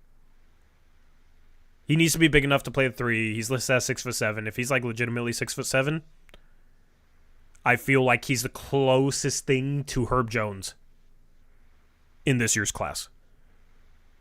In terms of like where he's projected in some of his traits. Yeah, I could see that. So I think I might bump him back up into my top 20 when it's all said and done. I've been fading him a little bit because I look at guys and I'm like, oh, I like this player. I'm going to bump him up, right? But I still would love Jameer Watkins for this Blazer team. The problem is he's another 3, though. He's another 3. Taylor Packers. What'd he say? Jameer, quote, Darius Baisley. He's nothing. He's nothing like Baisley, man. That's might as well. Who should we? What name should we throw into the middle of Taylor Packer from chat? Taylor Gray Hughes Packer. No, don't fish that. Taylor Portlandia Packer, man. Jameer Watkins. Yeah, he's being slept on so much. It's crazy to me. He is definitely a first-round prospect, but he might not even be in this year's draft. Jalen Tyson, I think consensus has finally moved him into a consensus first-round pick, which absolutely has to be. And I think Hoop Intellect had him like top 20 now, too. Like I think he had him like 17th, 18th. So it seems like his stock might be catching up to where I have him. Too good of a ball handler, too good of a passer. Had some good defensive moments this year, like too shifty, 6'7", shoots too well. Like he just does a bunch of things, and I'm starting like I like that type of player in this year's class. Guys that can knock down shots, pass the ball, and have some size. I think that's really good traits. You don't like this player, but even going all the way down to like Baylor Shireman is intriguing to me because he rebounds well, he knocks down threes, he can pass a bit. And he's crafty, and he can play with pace. He's really old for the draft. He's almost 24 on draft night, but like he's the type of guy who could come in and be a solid role player right away, and I wouldn't be shocked at all. Defensively, he's going to struggle, but offensively, he could be like a really good connective, like off-ball shooter type of wing to have. Mm-hmm. So like those are the type of players that I take a liking to, and yeah. I'm not going to put Baylor Shireman in my first round though. I can't do it. Carrington I've put up to like number 20. I feel like he's starting to get a lot more buzz. He shot the ball better. He shot the ball wetter. I mean, I guess that makes sense. He shot the ball wetter, Eric, at the end of the season. Not even going to be 19 on draft night. Jumper was wet. His jumper was wetter. Yeah. Still only 32%, but 78% from 3. It's just 6'5" guard that's not even 19 on draft night. That averaged 14 points, 5 boards, 4 assists, and like is shifty the way he is.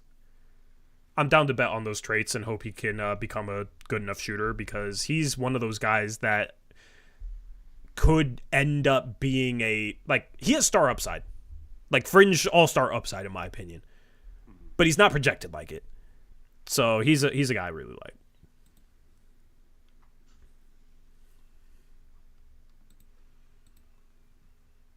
Delano Banton Jr. Who?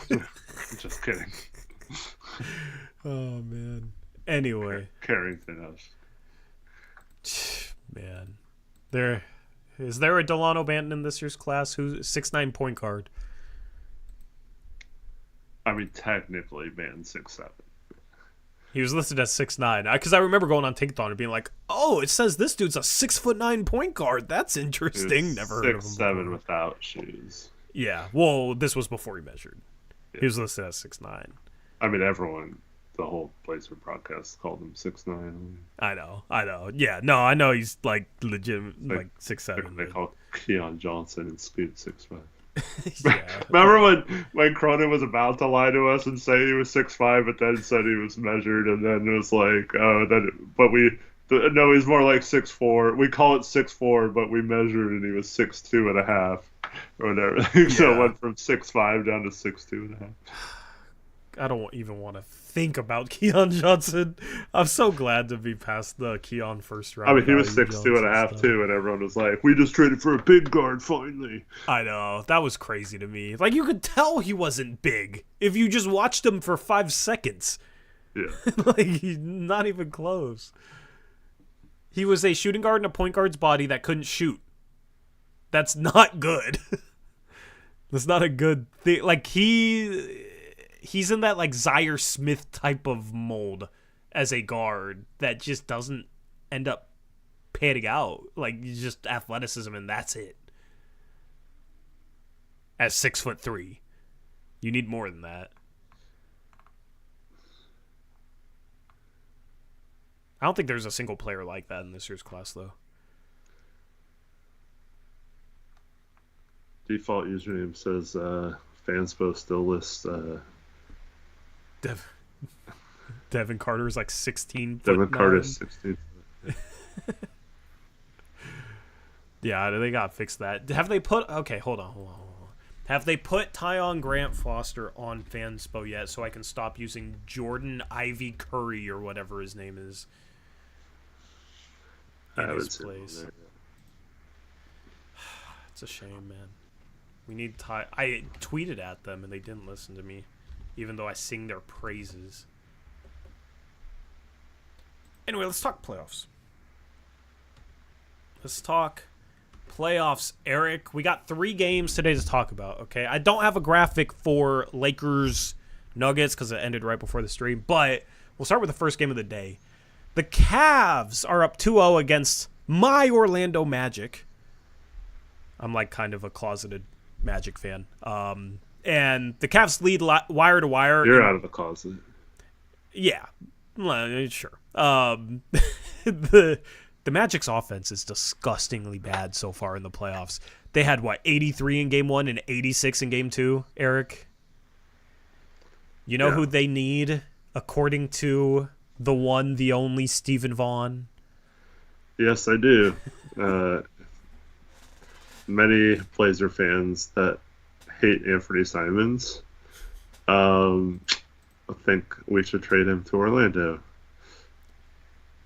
They could use somebody like him offensively right now.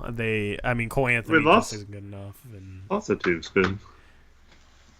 I mean, most teams aren't scoring 83 than 86 points in their first 2 playoff games. Like, that's bad. That's brutal. Yeah. The Cavs are good defensively. That's the thing. They're starting Darius Garland, Donovan Mitchell. It's working in the playoffs defensively because you got Evan Mobley and Jared Allen. Right? So that's why I want Alex Har. Because just changes things defensively for a team. Have you watched... I didn't watch Game 1, but I watched Game 2. What's your takeaway? Do the Magic have any chance of getting back in the series? I don't think so, man.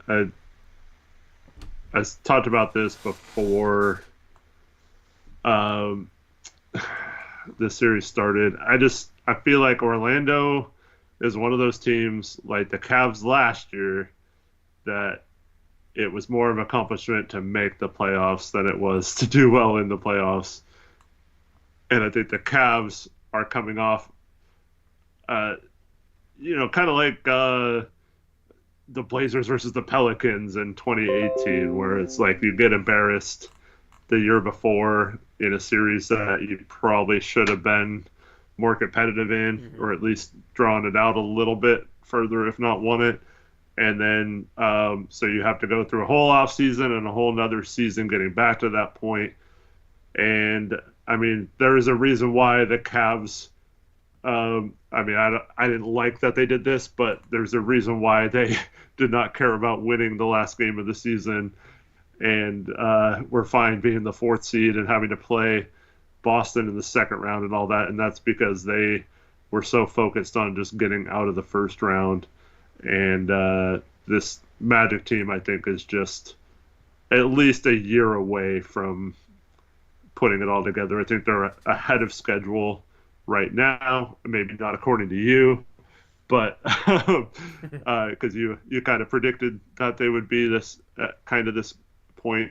Yeah. But I think they just got to a point where they had a really good season. I mean, it was an accomplishment for how young they are to make the playoffs. They still have a very promising future, still have most of these guys locked up, they still have the ability to make several moves to improve the roster and get some scoring punch in there, maybe some shooting. So yeah, I think they're just a little too young and inexperienced to to do well this particular season, but this will help them be in a better position like the Cavs are a year from now. Well, I think it's partly that, partly inexperience, but I think it's also partly roster makeup. They're kind of getting into the territory that the Raptors were in, where they just have a bunch of like big wings that can handle the ball, and they don't have a good enough center, and they don't have like a point guard that is like a legitimate point guard. Like Cole Anthony is a shooting guard in a point guard's body. Jalen Suggs was supposed to be a passer. He averaged 4.4 assists as a rookie, and now it's down to 2.7. He's not tasked with handling the ball because they got all these big wings, right? Like, and that's the one thing with him is in college he could really pass the ball. Like, he played at Gonzaga. He's my guy, right? He could really pass the ball, and it's just kind of shocking how he's not a passer playmaker like that. Now, he's been fine because he's started knocking down shots and plays amazing defense. But he got hurt in the game today. Yeah. It looked really bad. Couldn't walk off the court. Had to be carried off. But luckily, they said it was just a sprain. So got kind of lucky there. But yeah. His competitiveness and edge, I love, dude. I love Jalen Suggs. I wish he was. And I know we don't need another guard, but that's one of the guys I just wish was in a Blazer uniform. Like, he is. He has like that Josh Hart type of energy, type of hustle, type of edge to him that I would love to have back on this team.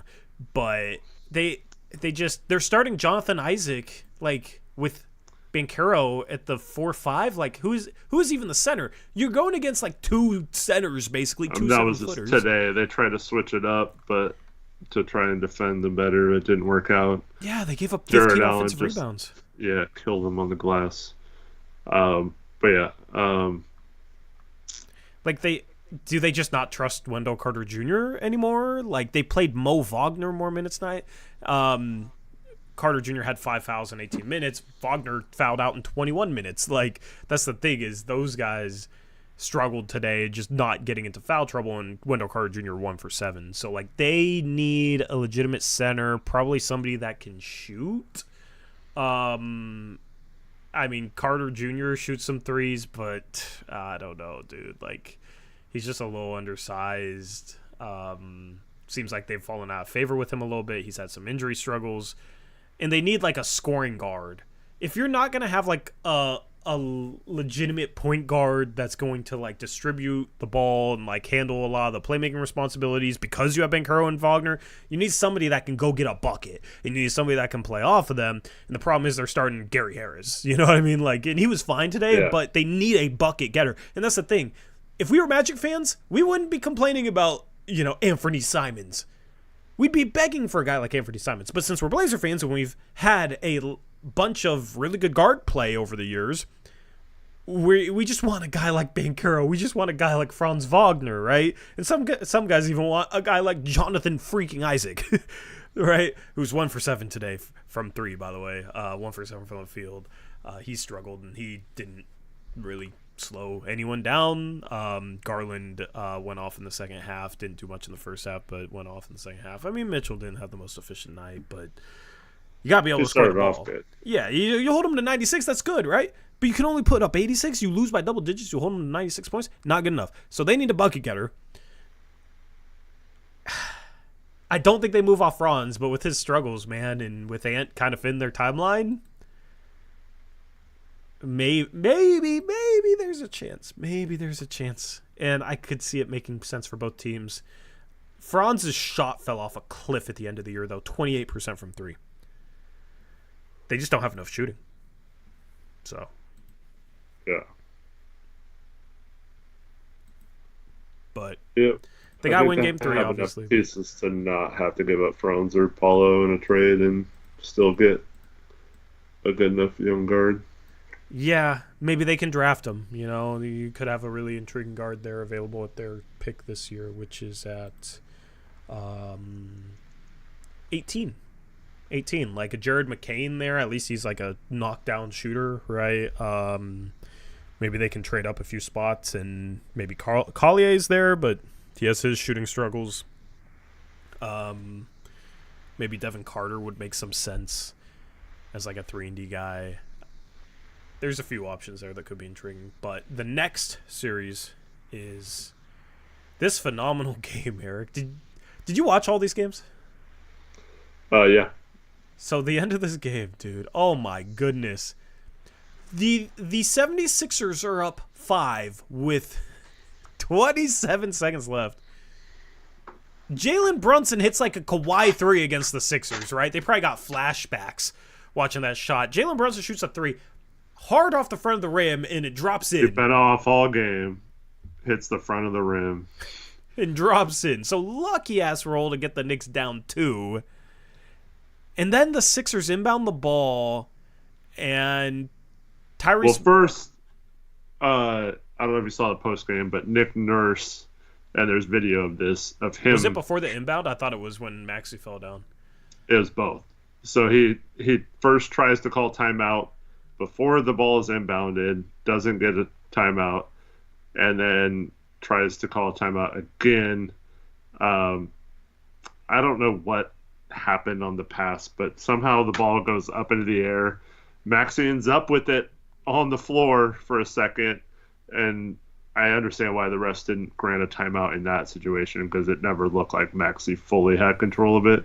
Also, they might not have heard him, because Right. it's an MSG, and that crowd was loud. But then, so they get the Knicks end up with the ball, kick out to DiVincenzo, who bricks a 3, but Hartenstein, like, had been happening the entire second half. Just the Knicks were grabbing every offensive rebound between like Hart and Hartenstein and Mitchell Robinson when he's in. And then, so they kick it back out to DiVincenzo again, and he cashes a 3 to go up 1. Yeah, just crazy play. Mm-hmm. My guy Hart and my guy Hartenstein, bro. Man, we had Hart. Should have signed Hartenstein instead of GP 2 weeks. But we wanted another 6'3 guard, and we wanted to go into the season with Drew Eubanks as our backup. How's that working out for Phoenix, by the way? Man, we promised him. Yeah, we gave a promise to a dude. Dude, what is up with Drew Eubanks, right? He gets promises of a rotation spot on a team with playoff aspirations, okay? And then another playoff team tampers for him and loses a second-round pick, and then they hate him. But they have to play him because they tampered for him, and he's their backup center. I mean, my goodness.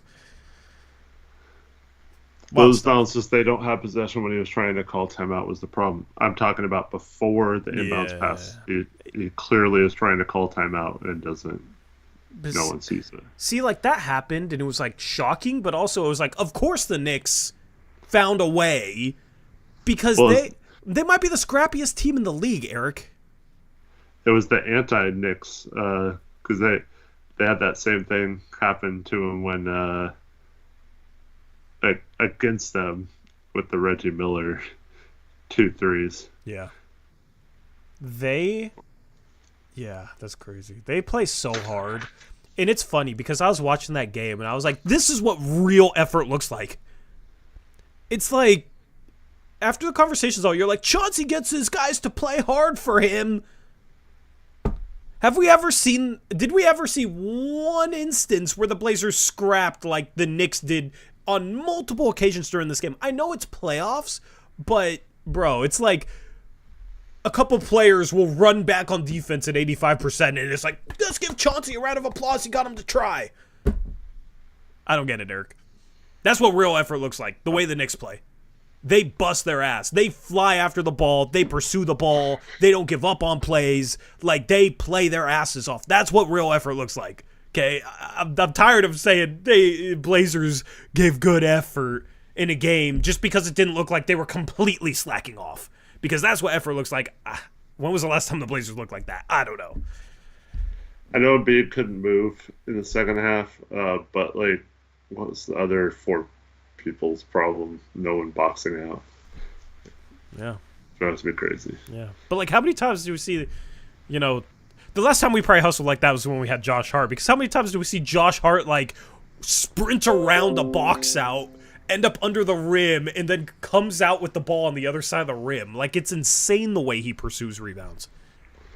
I heard a local radio station talking about Chauncey, and they Oh made boy. mostly good points, but then they said one thing in his favor is you can never say that his teams don't play hard or whatever. I was like, what? Did you not watch the end of the season? Like, Even if you don't want to say it this year, did you not watch previous seasons? yeah.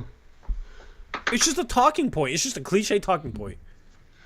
And that's the thing is, I feel like this organization, he gets the players to try hard because they don't even know what effort looks like because they're not watching the Knicks versus Sixers. Yeah. Yeah, it's like development, like Repair looked better at the end of the season. Chris Murray, I mean, he's better than the start of the season, I guess. Scoot looked better at the end of the season, obviously. Um, so, yeah, I was like, Ayton looked better at the end of the season, obviously. Uh, so there's a lot of players you can point to saying they got better throughout the seasons. If you want to give them credit for development, that I think is fair. Yeah. But yeah, I don't think the effort this year was there. Maybe at the Not to beginning that of the extent. season, but yeah, it wasn't to the point where it's like, I mean, we were all talking about how checked out some of these players looked. Yeah, it's like people have, Eric, it's like people have substituted trying to win the game for like real hustle and grit and effort. Like there's a difference. Like of course they're trying to win basketball games, you know what I mean? Like Yeah. it's just the bar I feel like has been lowered way too much with the way people talk about this team with a million different things, but effort is one of them. Because it's not like we looked watching other teams during the course of the season. It's not like we looked any better hustling or that sort of thing. I didn't understand that stuff. But here's the thing too: is like we had Josh Hart, but you cannot create a culture of hustle and effort if you only have like one guy that'll play that hard. Because as other guys don't play to that level of intensity around him, it gets a little frustrating, right? Like as a player, if your teammates don't give that same level of effort, and if anything, they're going to drag you down. Whereas on that Knicks team, you got multiple guys that will hustle their ass off. Even their star, even Jalen Brunson will play his ass off, man. Like, go after the ball, pursue the ball. Like, there's a reason why they're the number one offensive rebounding team in the league. It's not that they're any more athletically or physically gifted. It's because you got guys like Josh Hart, guys like DiVincenzo, guys, OG Anunoby plays hard, plays D, right? Isaiah Hartenstein is, I've been saying it for a while, the most underrated big man in the league. There's a reason why I really wanted him a couple years ago. There's a reason why a few of us in chat really wanted him a couple years ago before he put his name on the map with the Knicks. Because that dude plays hard and he does a bunch of little things right, and those things win games. And it's part of the reason why I was never super keen on DeAndre Ayton. And like he has this big second half breakout, Eric, but it's like, is he the guy to make that hustle play in the playoffs? Is Jeremy Grant the guy to make that hustle play in the playoffs? You're paying him over $60 million combined. And that's the one thing with this team right now, too. We talk about we need a star. We need a guy. How many role players do we have that are grit and grind, hustle their ass off role players? I feel like the only person you could put into that conversation, okay, maybe two people you could put into that conversation are Tamani Kamara and Jabari Walker. Yeah. I feel like nobody else belongs in that conversation. Maybe they didn't have a chance because they didn't play enough minutes for a team that was playing for anything, right? They're young. Maybe they can become that, but those are the only two guys you can put in that conversation. Scoot was supposed to be a dog and supposed to be that guy. He is not that guy, unfortunately. And I've defended Scoot all season long, but he ain't pursuing rebounds like that. He's, he'll make an effort play here or there, but how often do we talk about him jogging back on defense? I mean,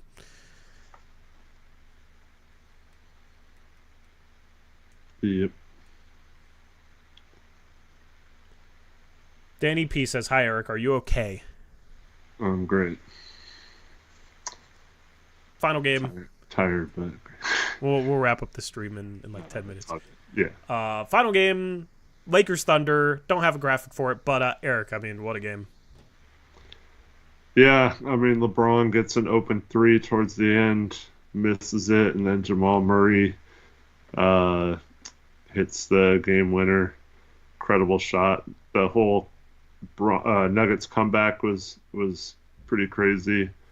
Um, yeah.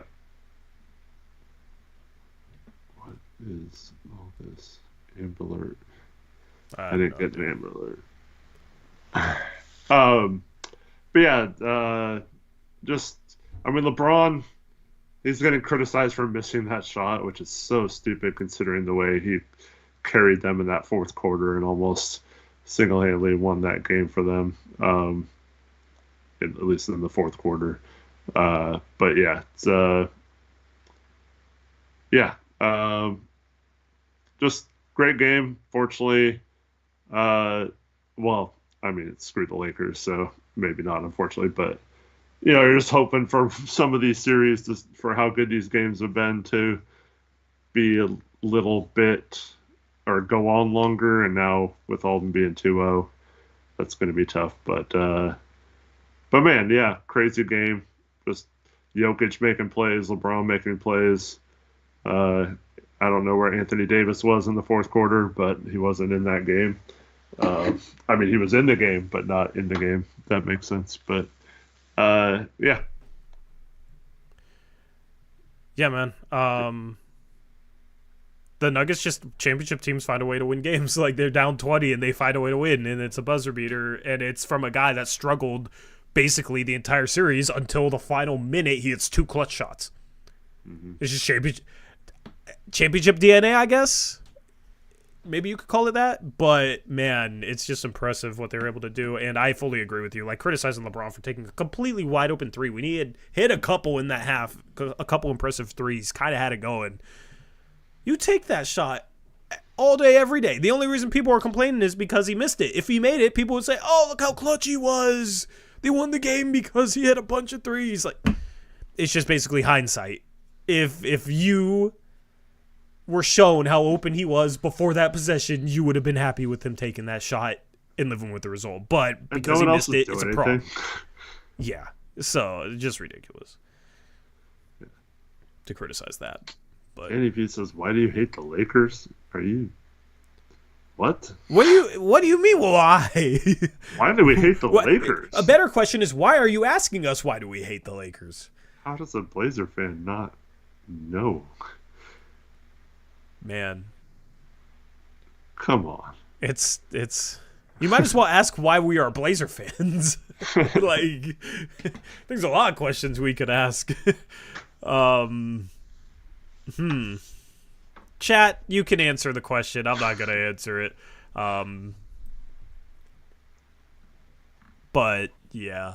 I'm looking forward to tomorrow's games as well. There are 3 games, and at 4:30 p.m. on TNT, you got Suns Timberwolves. That's going to be a good game, too. At 5:30 p.m., you got Bucks Pacers, Dame, NBA TV. Going to be fun to see if he can follow up his 35-point first half from last game with another one. Hopefully this time he scores in the second, though, because if it's closer, they're probably going to need him to score in the second. That was wild. 35 points, then none in the second half. And then Clippers Mavericks at 7 p.m. on TNT as well. And real quick, Eric, I do want to hop over to BetUS, and I do want to just take a look at some of the series spread lines, because those are fun to look at. Once again, BetUS is offering you 3 125% deposit bonuses on your first 3 deposits using promo code JOIN125. And if you sign up with our link in the description box below, it helps out the channel greatly.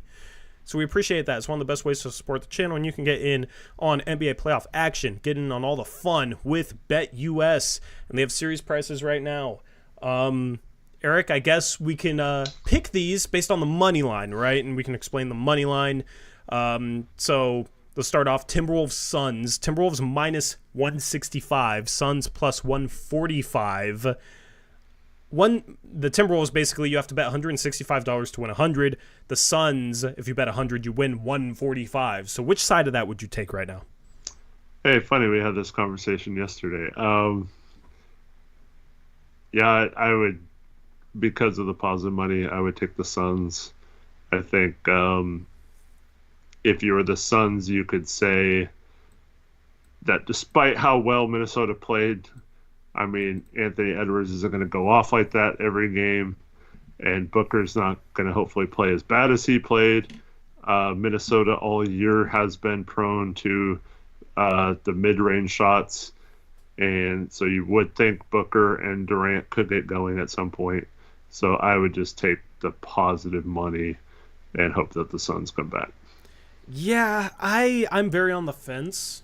Just to be contrarian, like, I legitimately think the Timberwolves are going to win this series, and it's because the Suns have fatal flaws that the Timberwolves are built to exploit. So $165 to 100. I'd still take that with the Timberwolves right now because I do think they win Game 2. I just don't think the Suns can match their physicality. But I feel like I could be looking back on this and thinking it's stupid because the Suns have Kevin Durant and Devin Booker and Bradley Beal. And Nurk just needs to stay out of foul trouble for them. You got Pacers-Bucks. Bucks minus 225, so you got bet 225 to 100. Pacers plus 185, so bet 100, win 185. Eric, I would take the money here. I would take the Pacers because they had a really bad game one. They still can light it up offensively, and the Bucks, who knows when Giannis is going to be back, and Dame is going to have to carry that team. And even if he does play great, I think there's still a chance that the Bucks could lose simply because they don't have Giannis, and I'm not super impressed with their bench outside of Bobby Portis and Pat Bev, I guess. So I'm taking the plus 185 there. Are you rolling with Dame, even with minus 225 on the Bucks?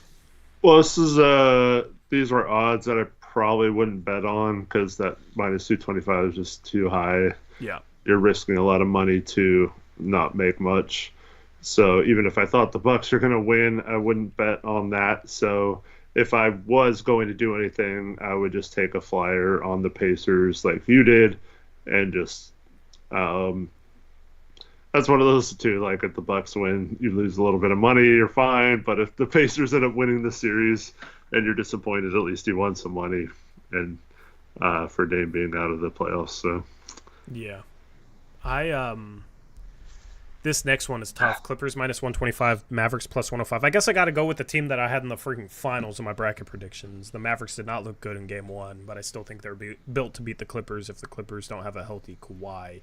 And they win game two. That's the thing in any of these series. The road team wins game two, and all of a sudden they have home court advantage. So game two is a very pivotal game. So I'm taking the plus 105 with the Mavericks here. Yeah, me too.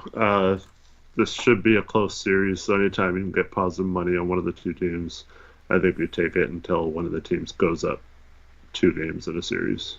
Yep, absolutely. And then you got the 76ers plus 400 versus the Knicks minus 500.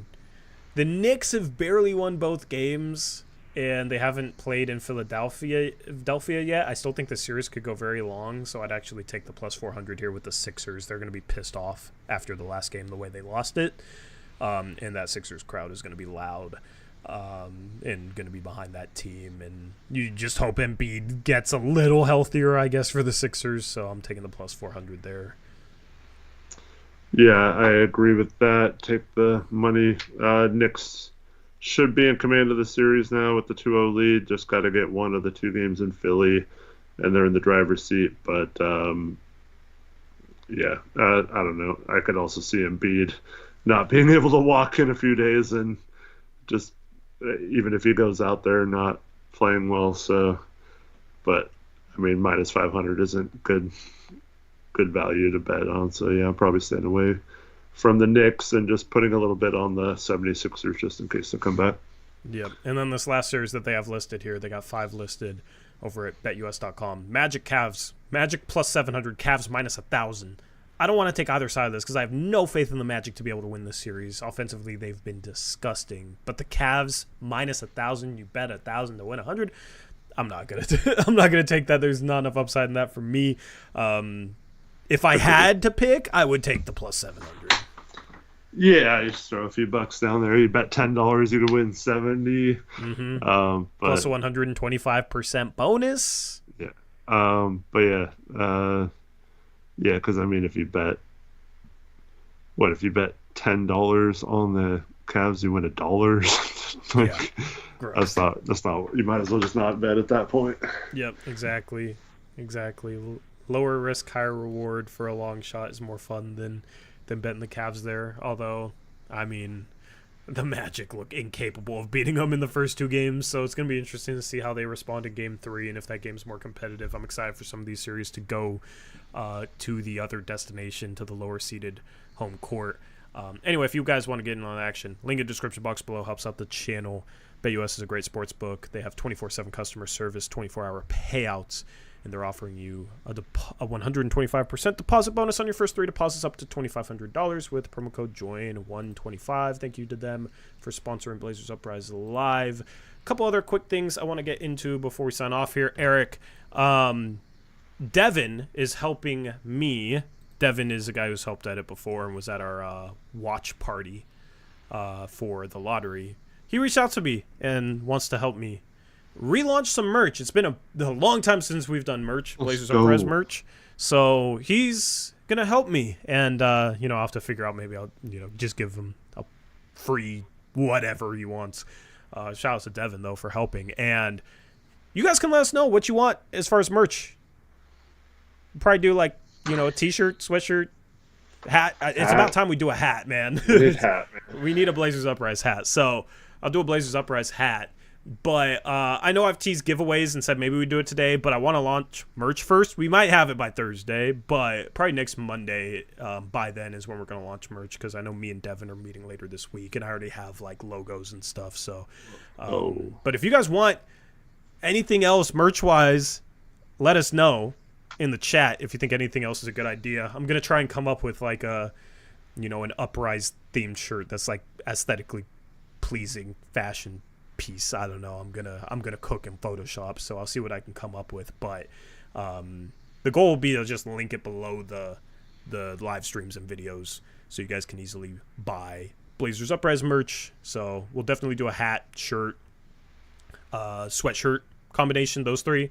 But if you guys want anything else, you can let me know. You can message me on Discord, message me on Twitter. Never be afraid to message. Goggles.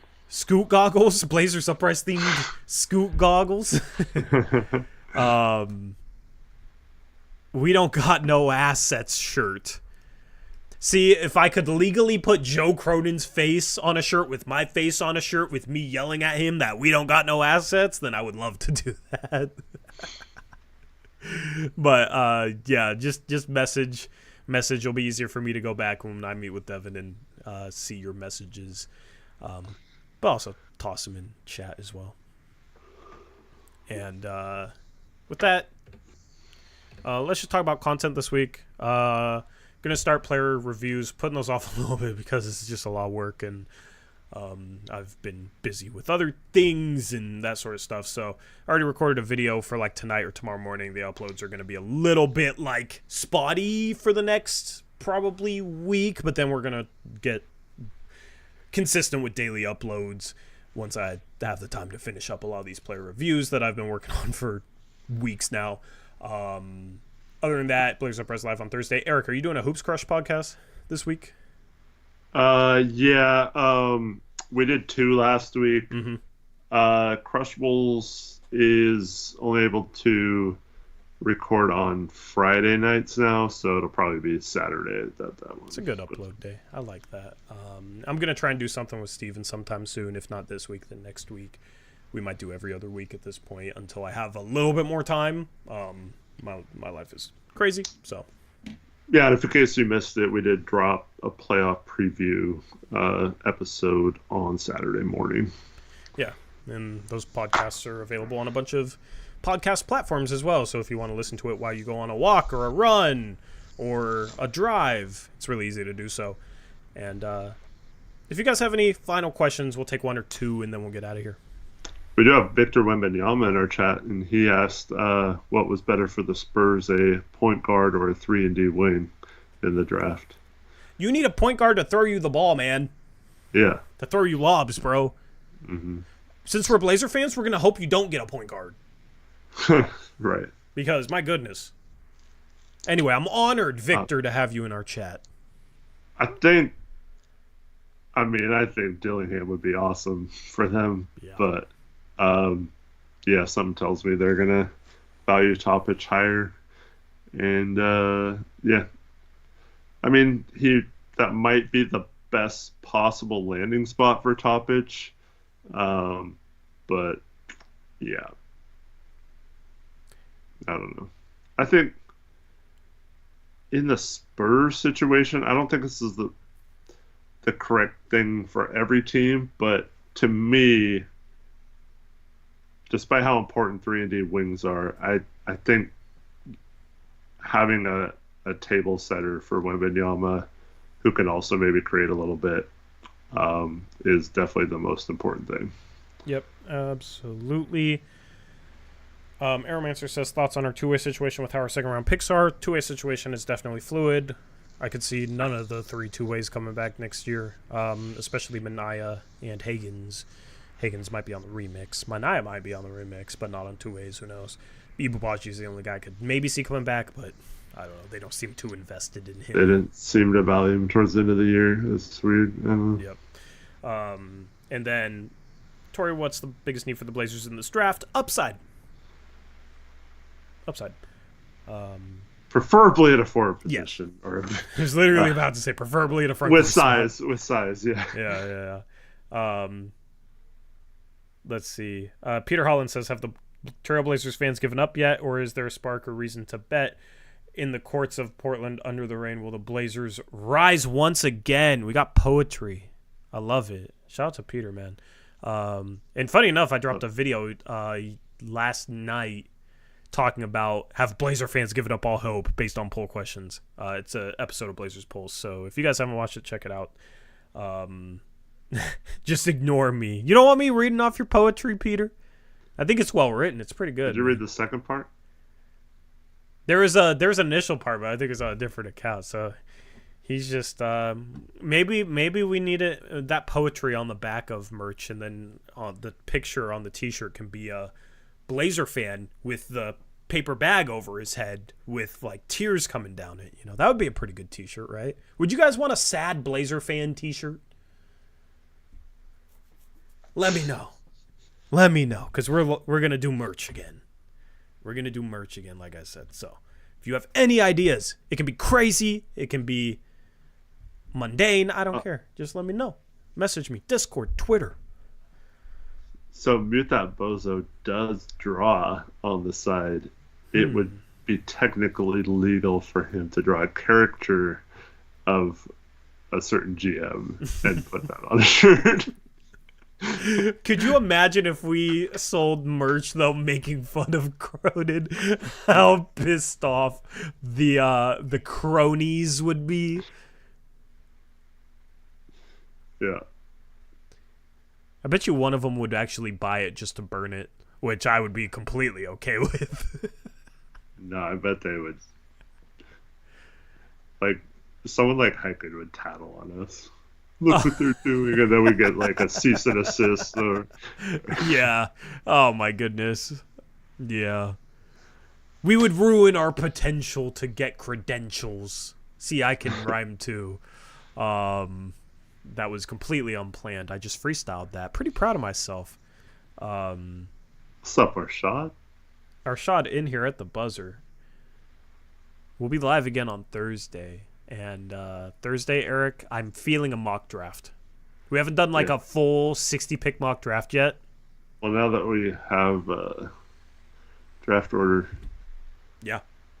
outside a lot of... Is that what you guys want on Thursday? Is there anything else you guys want on Thursday? Any other content you've been fiending for? We're men of the people, so we just try and give you guys what you guys want. Something around Rise Again could be fun. I kind of like that. Uprise again. Yeah, just some sort of wordplay, right? Because it would be cool to make like a shirt that like is not just a Blazers Uprise logo, but like fits the channel, but also is like a nice shirt. But I have no idea what I'm doing, so we'll see how it goes. Default username says, how far are you about the pick swaps of Milwaukee and Boston? The pick swaps of Milwaukee are so far away, I don't think it really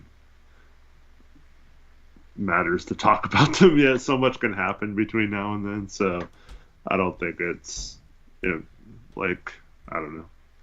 we have no idea who's going to be on their team that year, or if Giannis is still there. Dame's going to be old by then. I don't know. Like, I don't think it's anything we can for sure be hopeful or not hopeful about yet. I mean, obviously you hope that they'll be crappy, and like, so even if we're crappy, we have a chance to split it. But 100%. Have you guys talked about this is the final question. Have you guys talked about how one of the assistant coaches went to the Nets? No, we have not. I mean, he's a decent assistant, I heard. Hetzel. Let's just be real. Our coaching staff, I don't think anyone is getting butthurt about any shakeups that happen. So he could be the best assistant coach in the league. I don't think anyone's losing any sleep over it outside of Trevin, because Trevin, our for some reason, coaching staff is ruined. Yeah. How will we get the players to play hard without him? Yeah. Nothing Chauncey or Cronin can do. Hetzel left. We can't get him to play hard. I'm starting the narratives now. Yeah. Thank me later. I mean, there was that. This is why Trevin likes him, is because there was that season. I think it was last year when we got off to the hot start, and then he took a leave of absence for a while, and we fell off, and then never got it back. But isn't that what happened, Trevin? Is that why we're ruined?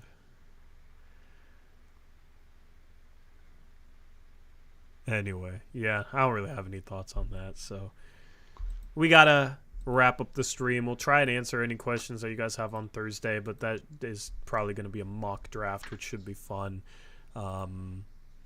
I want to find ways to spice up our live stream mock drafts, though. Probably won't do it for the first one, but if there's any way we can make those more interesting, I'm going to try and come up with it. You know, it'd be cool to bring in like a third or a fourth person that knows the draft. Arshad has a good shirt. I love ASS, and ASS stands for Anthony Sharp and Scoot. And with that, that's a wrap. That's a great idea, Arshad. This is a great idea. Hey, you should ask Keandre to come on the show sometime. That would be cool. I have messaged him before. So might be possible. I'll just tell him to scream at you about Salaun and Chomchi. I could just he's a real nice guy. He's a cool guy. Yeah. See, I think he's the type that likes a lot of people and feels bad like when he puts them lower, you know. Yeah. I can tell. I And don't he think took a lot of he would be heat like for that. like a weaknesses slide, and he doesn't even do weaknesses. He calls it improvement areas, which I kind of like, right? Like, you might as well call it something better than like weaknesses, because it's a negative term. Improvement areas, especially because prospects, it's like anything they struggle with is something for them to improve in the league, right? It's been fascinating to watch his content evolve, man. I like his stuff a lot, so I love when he drops big boards. He would be cool to get on, but I don't know. Does he? If he lives on the East Coast, though, yeah. You want to come on at 1 a.m. in the morning and do a mock draft with some Blazers bozos? Like, you be into that, bro? Like, Victor Wembanyama says, how about a fan from each team picks for their team, and y'all explain why it's not a good pick, why it is or isn't. So, like, kind of like our mock off season? We have a mock off season that's going to start right after the draft lottery. And, so we have all CBA rules we follow. There's 30 people doing it. Each person has their own team. All trades have to follow all the trade rules and salary cap and all that kind of stuff. So, but yeah, I mean, we go through a draft and we criticize them, but lots of people will reach out to fan bases or know people that are fans of certain teams and get their opinions on their roster decisions and stuff like that. Yep. We have done it in the past where we know certain people who are fans of certain teams and we let them be those teams, and those people never seem to do very well or be very invested in the mock-off season for some reason, so we kind of went away from doing that, but yeah. I'd rather have people who have like been dying to get in for 3 years, you know what I mean, and then finally get in and just want to take advantage of their opportunity. It's really what it is. It's an opportunity to impress us, right? Great opportunity. Anyway, we'll have more information on that, and we'll have more information on merch coming up, doing some cool things this offseason, and then video content. Going to be a little scattershot, but we'll definitely become more consistent before the end of the month. But we go into the rest of the April. Playoffs have been fun, and looking forward to talking about more playoffs on Thursday, as well as doing a mock draft. And that's what we're going to have. Once again, shout out to BetUS for sponsoring this stream. If you guys are curious as to who they have as the favorite for the first overall pick, it's changing all the time, their odds on the first overall pick. You can go check it out on BetUS. Just use the link in the description to go visit BetUS, and you can sign up for an account with our link. It helps us out, and you can go check and see who they like for the number 1 overall pick, because there's been a couple guys that have been rising, and it's very interesting to watch on a day-to-day basis. So check them out. And with that being said, that's a wrap for this edition of Blazers Uprise Live, and we'll catch you live again on Thursday. Have a good Tuesday and Wednesday, and until next time, as always, peace out. Go Blazers.